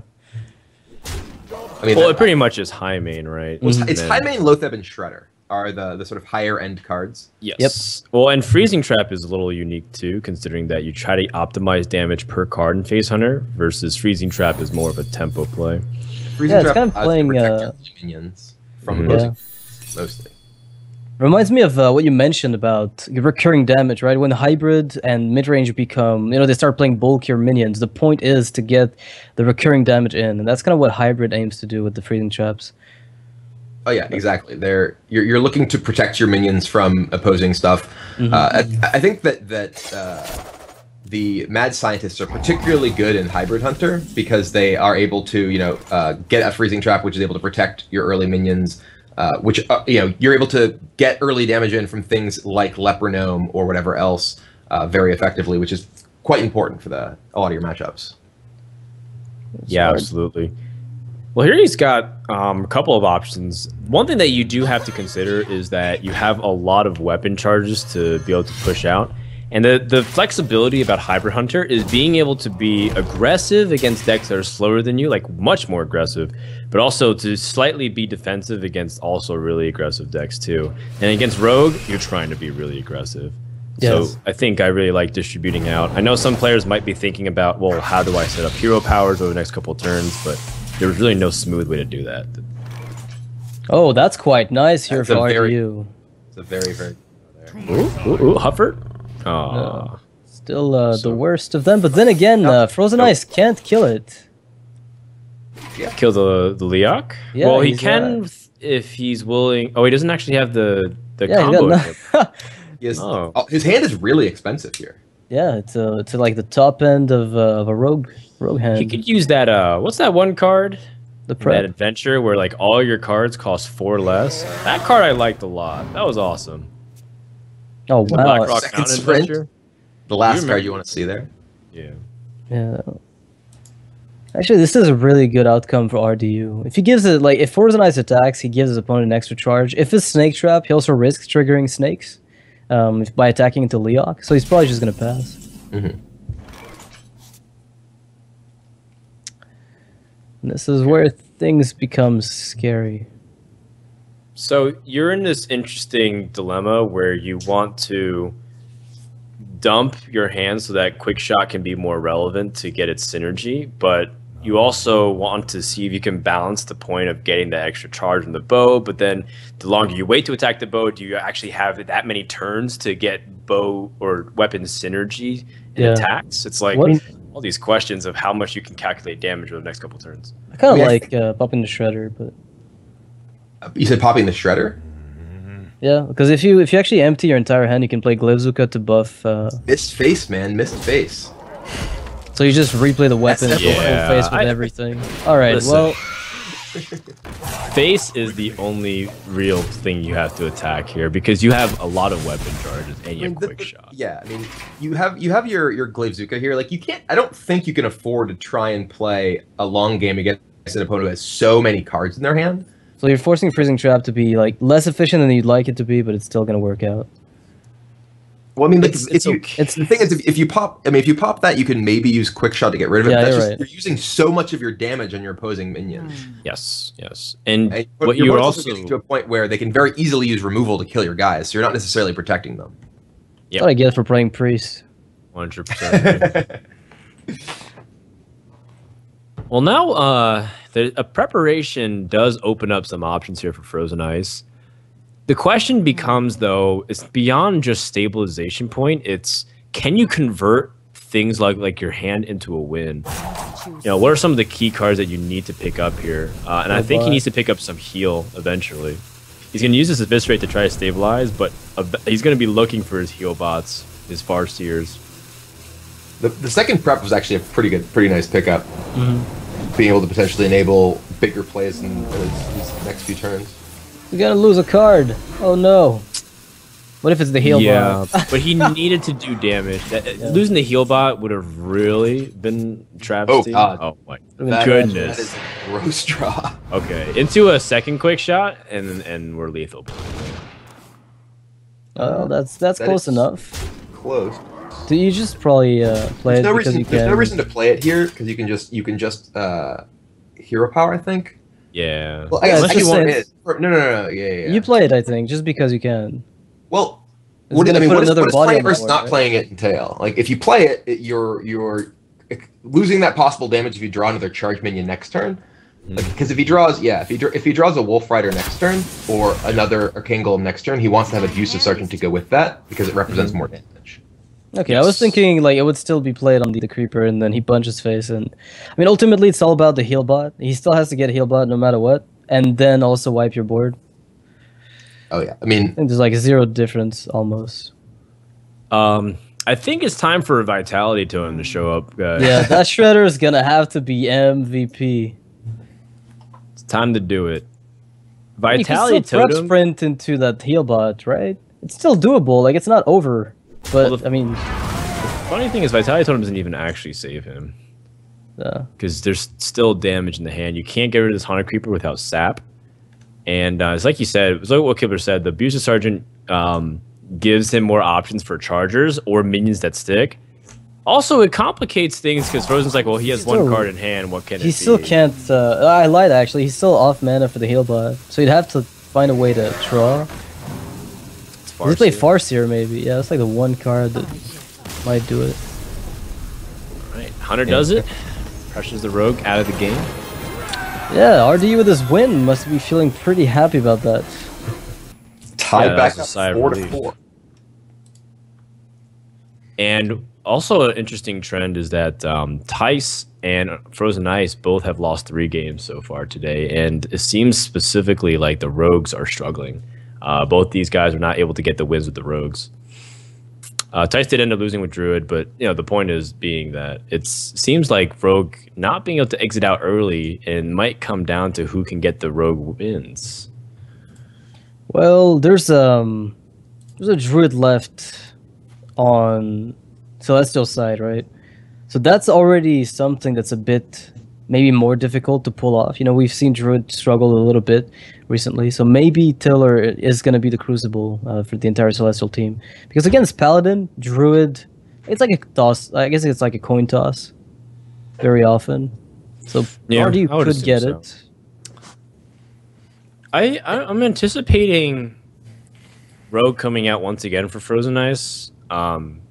So that way he can try and get the win before like anything else. It's gonna disincentivize Tice from from switching out to Paladin here. And it might be Rogue versus Rogue here. Yeah. I think that's the most sensible approach, like to Nash it. I think the worst matchup here is the Paladin versus Rogue. That's the matchup that RDU really wants to dodge. Mm-hmm. So this is really where it comes down to, okay, well, our Rogue is best against both the opposing decks, but we kind of don't want our Rogue to beat the opposing Druid and our Paladin to have no good matchups left. I think that's like one thing that you might want to need to be thinking about here. Is your Paladin needs to find a win. Whether it finds a win, this round or next round isn't necessarily relevant. But if it has such a worse matchup against the Rogue, it's possible that you want to play your Rogue first, so you don't have the possibility of your opponent's Druid being eliminated. Yeah. By beating your Rogue. Yeah, that's true. Then you might. There's all sorts of weird layers of these things. Sometimes it just let's roll a dice. They can't outthink us. Yeah, and again, the tech cards matter a lot. Like I haven't really seen the entire deck list. We'll be getting them published, I think, soon after this. It's just that those can really matter when it comes to playing the matches. Because if you have, say, like Harrison Jones versus Rogue won't change a thing. But if, say, the Druid from Tiddler has specific techs that enable him to do better against one or the other class, say Mind Control tech against the Paladin, then that's going to be something he might be okay with. Even though the Rogue has such a good matchup, he might still feel comfortable. It's going to be a mirror match, so they're going to Nash it and just go Rogue versus Rogue with a coin flip. So we didn't really see any particularly unusual cards in either of these decks, if I recall correctly. I know that yesterday Osaka had a Harrison Jones in his Rogue deck, and I believe Dog played double Healbot in his. So those are the sort of things that I think are important to note when you're trying to scout for your team. Okay, well, what are the things that players have that we need to really keep an eye on? Is knowing your opponent has one Healbot versus 2 Healbots or no Healbots can really fundamentally change the way that you want to approach a game. Yeah, I think so too. But in this matchup specifically, the Rogue versus the Rogue, it's not dictated about the heal bots. It really often is dictated upon who can grab the board and maintain tempo. Even sometimes card advantage won't really matter as much if you can just press in for the win. Rogue can't stabilize enough. Also, I think if either of them have Lotheb, that could be the really big MVP card, considering that Rogue is really dependent upon so much spells. It's probably like one of the highest density of spells out of almost any deck outside of like deck like Freeze Mage, for example. I mean, I think Lotheb was originally basically printed to deal with Rogue combo decks when they were out of control with Miracle. Yeah, that was a bit. Actually, it's kind of funny because when they made Lotheb and then nerfed Gadgetzan, it was like a double-pronged nerf to the deck. And then for a long time, people thought, hey, we'll never see this archetype ever come back. Which, the archetype hasn't come back, but we found another way to play an aggro control, Rogue deck. I think that's really interesting.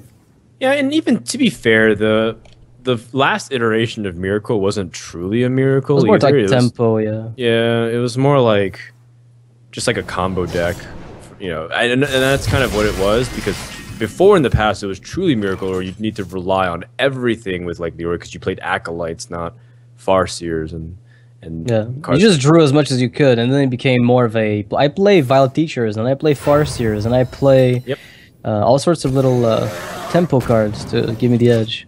And that's why so many people called for Preparation to be chopped on the block, right? Because Preparation was enabling all these amazing tempo plays and card draw at the same time with Gadgetzan Auctioneer. And then, people eventually realized, like, okay, well, card draw really generates a lot of that fuel, so that way it's relevant.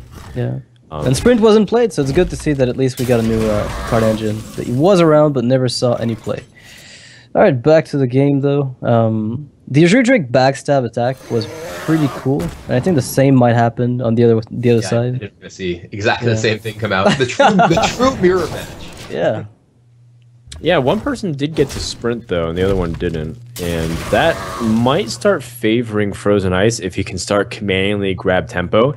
In a match where you're almost going move for move, the person who's going first is just at like such a huge advantage. Like this is where like a lot of people who initially start playing Hearthstone are like, wow, the coin's amazing. You can get an extra card and you can like get ahead on one turn, and it's true.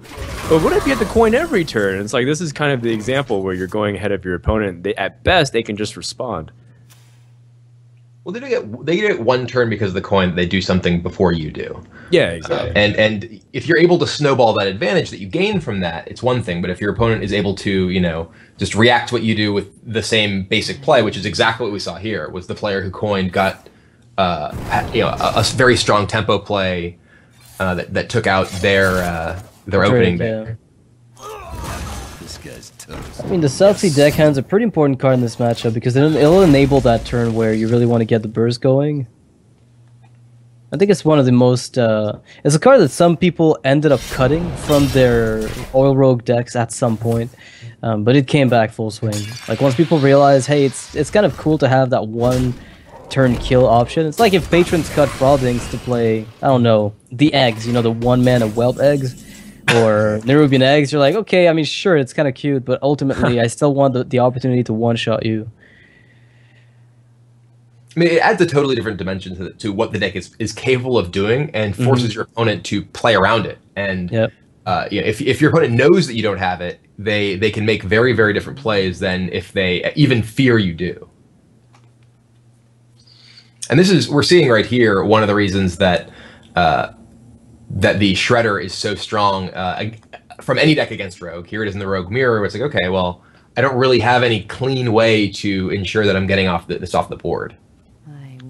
Can he race at all, do you think? I was gonna say, if he plays Eviscerate on the Shredder, he's thinking to himself, well, I need to prep sprint to catch up if I do that, because then my damage output will be way too low to really pressure.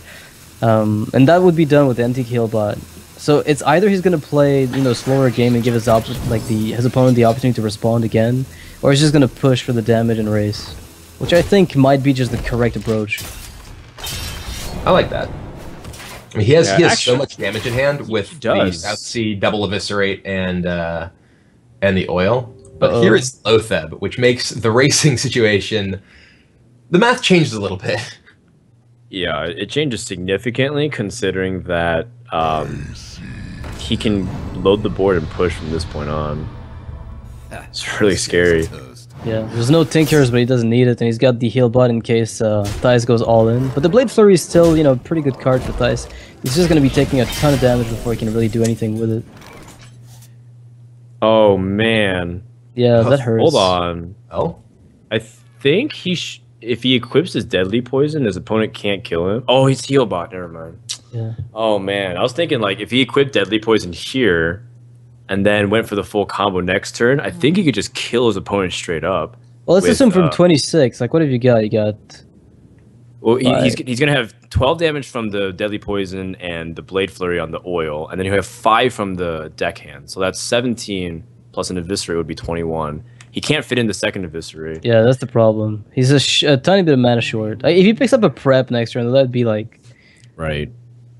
But that's assuming he equips like Deadly Poison. Yeah, and right. then Frozen Ice like doesn't play heal bot. He plays second sprint because he's greedy.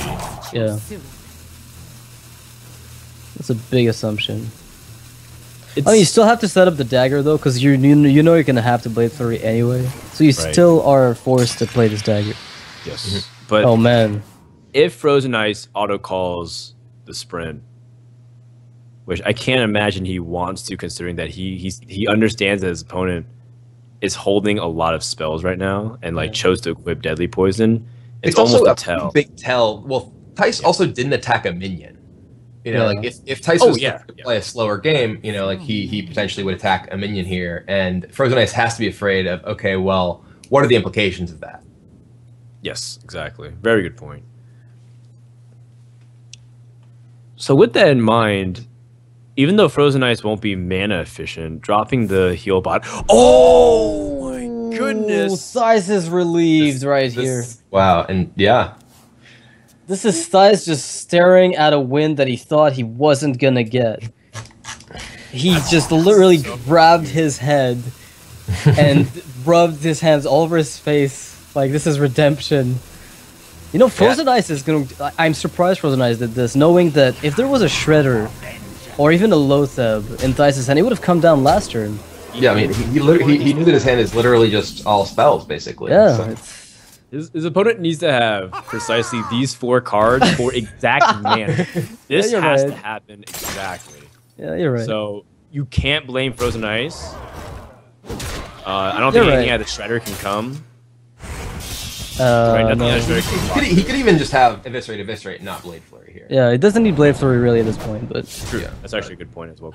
Same thing. So the combinations open up a little bit, or rather the permutations, I guess, if you want to look at it that way.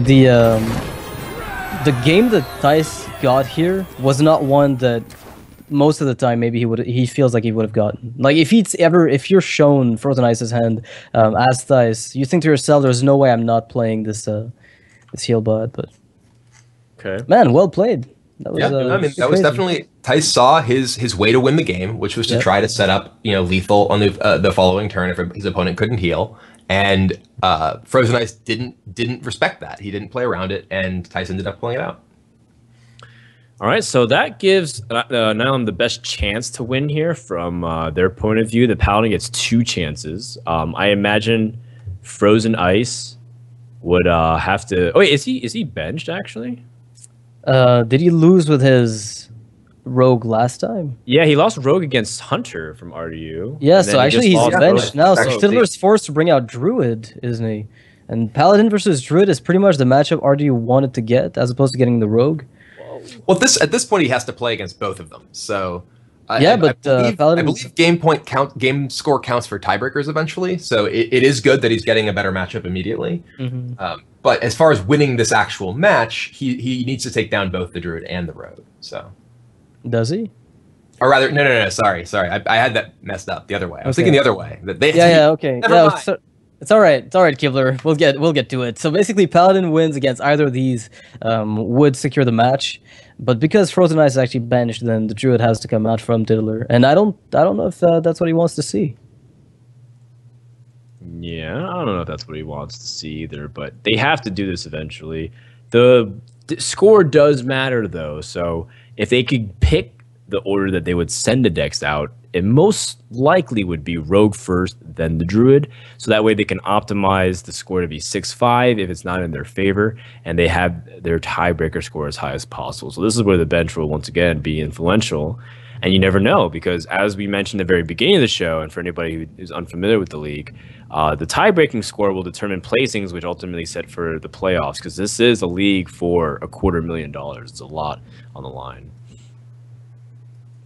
Yeah, I mean, in some leagues where the game score might not necessarily matter, or players are playing for a bit less, they might be like, oh well, I'm just going to play whatever, just try and get it over with. I have to win with both anyway. From the perspective of Team Celestial, but here you definitely want to maximize your chances of getting every tiebreaker point you can. Yeah, well, unfortunately, the rules will kind of prevent that from happening. Well, with the bench, so RDU might, I mean, he might be feeling a bit more confident, after that Hunter win that he picked up, and knowing that this is the match. Like RDU is the reason that this match is going to be sealed. So no pressure, RDU. He's not exactly doing the worst here. Tice ended up having some struggles with losing a few games, but he got through it. And RDU's only been 1-1 today, so you can't really just peg whether or not he's the win or loss reason. He'd be splitting the games with Tice if he drops 2 in a row here. Frozen Ice, on the other hand, he's been struggling. Tiddler, as the team captain, needs to pony up and get an important win. Wild Growth is an excellent start for it, and he still has an Innervate to back it up. That's a pretty sick start. If I'm a Druid, I'm happy to see this. There's no possible True Silver champion on the coin or anything like that. Oh, all right.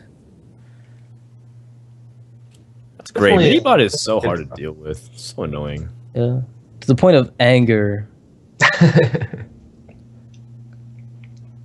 I wonder if we'll see more interactions with stuff with Divine Shield. It's not that... I believe what the card leak was showing over in the Chinese forums, but it still was very interesting idea of whenever you do this, it gains Divine Shield, and being able to have really efficient board control centric trades. It's still an underappreciated mechanic in the game. I think Divine Shield is so powerful. Something. Oh yeah. And they really did make a really good card to counter it, in the base pool of cards that we have. So, well, not the base, rather, but the epic. Yeah. Oh my God, RDU, what is that? Oh, True Silver. Yes. I was gonna say RDU is gonna have a hard time coming back from this game if he doesn't pick up a Shredder or a True Silver, but that's kind of taken care of. That's a relief. It's monumental, because any 5-drop that comes out, he's gonna be able to answer and play his own. Yeah. This is kind of a weird spot, whether because Tiddler can use his Keeper to kill the 2/2. He could also just play the Shade and Hero Power and attack the 2/2, which would let him play potentially the Keeper the following turn on maybe a Sludge Belcher, for instance, which is what we might see. I'd be afraid of Kings, though, but... That's true. But the longer that you wait with a Shade in your hand, the worse it gets as well. Yeah, that's actually a really important distinction, considering that it increases the chance for things like Consecration to be drawn and Shade to be less impactful. Oh, I'd like to see... Great point. Yeah, and on the flip side, I think that also applies to RDU. How long do you want to hold on to cards like Harrison if you want to play it out and it challenges the 5 attack onto the Emperor Thorson on turn 6? I think that might be more preferable compared to a Sludge Belcher, which could get easily bullied by something that has 5 attack or more. Yeah, I like playing the Harrison here. You're not trying to set up any defensive line anyway, which you might have to do once you think maybe there's going to be some kind of... Actually, you haven't seen a swipe yet, so RDU's just going to go all in and hope the Quartermaster... This is interesting, because he does have the Quartermaster in his hand, and he hasn't seen swipe. His opponent, could quite easily have it this turn, but he's just setting up to get a really powerful turn next. Yeah, it's going to go very well for him. I was somewhat expecting the Harrison Jones, but now that I think of it, if Emperor's played, those 1/1s contested even better, because then you're left with a 2/5 and 2 3/3s. Assuming you get the Quartermaster off and he swipes, then you can still go, resume the whole Harrison Jones play that you might have been able to do. Yeah, definitely true. I mean, the thing as far as sort of being a little more conservative from the Druid side, if you do, because of the way that his turns line up, I think that you could possibly play Harrison then play Sludge Belcher, then play Boom, then guaranteed play the Quartermaster and get value out of it, which is why, you know, I think that's the more conservative play, but this line, you know, it certainly is working out for him here. Yeah, so it was basically curving out, like as turn 5, 6, and 7, and 8 mapped out. Oh. Do you just Sludge Belcher to frustrate your opponent? Yeah, I think originally he was preparing the way for Dr. Boom, but now that he still has an alternative turn 7 with Sludge Belcher and Silence, he can. He also can just press for the win with Dr. Boom and let his Boom bots plus Consecration carry him the victory, because it seems very clear that your opponent can't deal with it. I think Paladin just sees the tempo so commandingly that it almost doesn't matter, because this is the exact position that Druids hate to face against Paladin. It's happened once earlier today with Strife Crow against Druid, where all he does is continue to push with mid-sized minions, and Druid takes too much damage. So decision here to play around swipe a little bit, really denying the ability for Tiddler to wipe the board, even if he picks up what he wants. Ends up being a good choice. We actually see a really big deal as far as the decision that RDU made in his turn of that BGH pickup. You know, the Dr. Boom would have been a much less significant threat here if it, you know, died right away.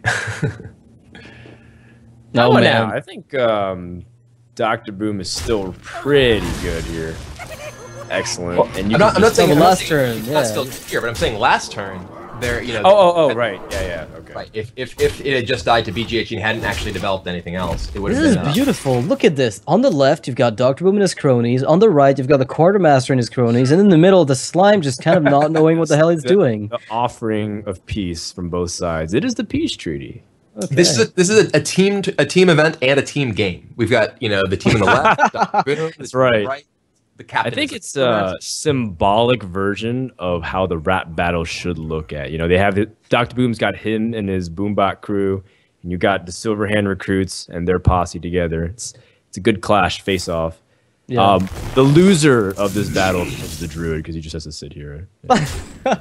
So he's just not involved at all, and he's still the loser. No, he's done for. He's toast. Is there any feasible way, really? Because these boombots can do so much, and Consecration exists too. Yeah, you haven't seen them, so you think there's a slight chance that you're not going to take 2 extra damage, but deep down, somewhere deep down in your heart, you know it's over. That's it. The game's over, and Nihilum takes game 10. We're on, I was going to say like game 9 or something, but... No, that's it. That's a lot. For the match. That's right. Game, set, match. Well, All right. Celestial drops 0-2 in the standings. Nihilum, they were able to get the win last week, so they are also 2-0. So we have a few teams that are splitting their victories, but we also have a few teams that really need to pick up the pace. Interesting thing to note, again, Frozen Ice was the one getting bullied this series. He brought Hunter and Rogue and was only get 1 win and lost 4 times, unfortunately.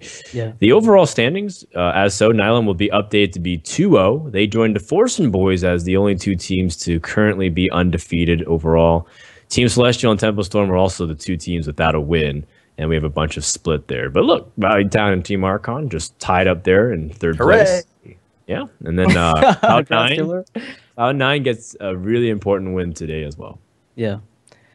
Those are kind of good standings going forward. I mean, it's a good start. It's giving players... I mean, this is the beginning, of course. So the teams that are feeling like they're not doing as well as maybe they'd like to still have time to catch up. I mean, it's not over yet. It's a bit rough. You know, 2 first weeks, if only for the morale, right? Like, the morale factor is pretty tough to keep up. Like, keep your chin up after 2 weeks of consecutive losses. Might feel a little disheartening. I mean, yeah, it's important to recognize that this is a long league. You know, there are quite a few weeks, and you know we're only 2 weeks in. So while you know the teams that may be 0-2 now, if they're able to turn things around and pick up wins through the rest of the weeks, they can definitely keep themselves in position to make the playoffs. Oh yeah, yep. definitely. There's actually there's only 1 team I believe that's strictly eliminated after this first sort of round of league play. So there's a lot of chance for redemption for anyone. Yeah, absolutely. And we can go ahead and explain that one more time. Maybe you saw your favorite team lose. Maybe you saw some of your favorite players struggling. But in the overall standings, the team that is in 8th place will be eliminated, but teams 6 and 7 get to play for a playoff spot. And then the playoff spot determines the next 2 teams to join the 2 best teams for a total of 4. And we're going to have them all in the offline event. Yeah, thank you so much for everybody who tuned in to watch today. Thank you so much to Brian Kibler and being able to join us casting along with Gara as a guest player caster. Did you enjoy it? Oh yeah, I definitely had a lot of fun. Cool to see a lot of good games, a lot of really cool stuff. Both good and bad. We saw some ropes taking some players down early on, and also some really excellent play. Yeah, all the ropes today, all the ropes. Well, that's great. Nox, any closing thoughts for week number 2 here? We've had a lot of games so far, but I'm glad you're able to join us. Yeah, closing thoughts, no, not so much. I mean, I'm still happy that I'm going to be hopefully coming back to cast maybe some more in the next few weeks. And I really hope we get to witness funky decks arising as a result of, having so much space for people to experiment with. Since there's so many weeks, maybe people will be willing to bring something unexpected, maybe see a bit of a twist on druid decks, because they're starting to feel a bit stale, but we'll see. I'll see what I can do for you. All right. Do it.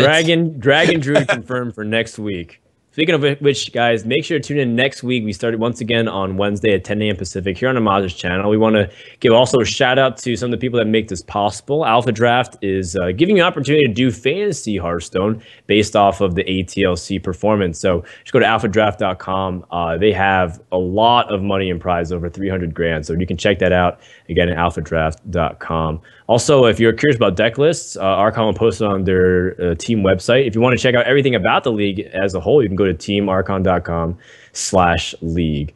And with that, week 2 has concluded, but we're just getting to the good part. Thank you so much, everybody who watched this week. We'll see you guys next time for more Archon Team League Championships. Have a good night. Goodbye.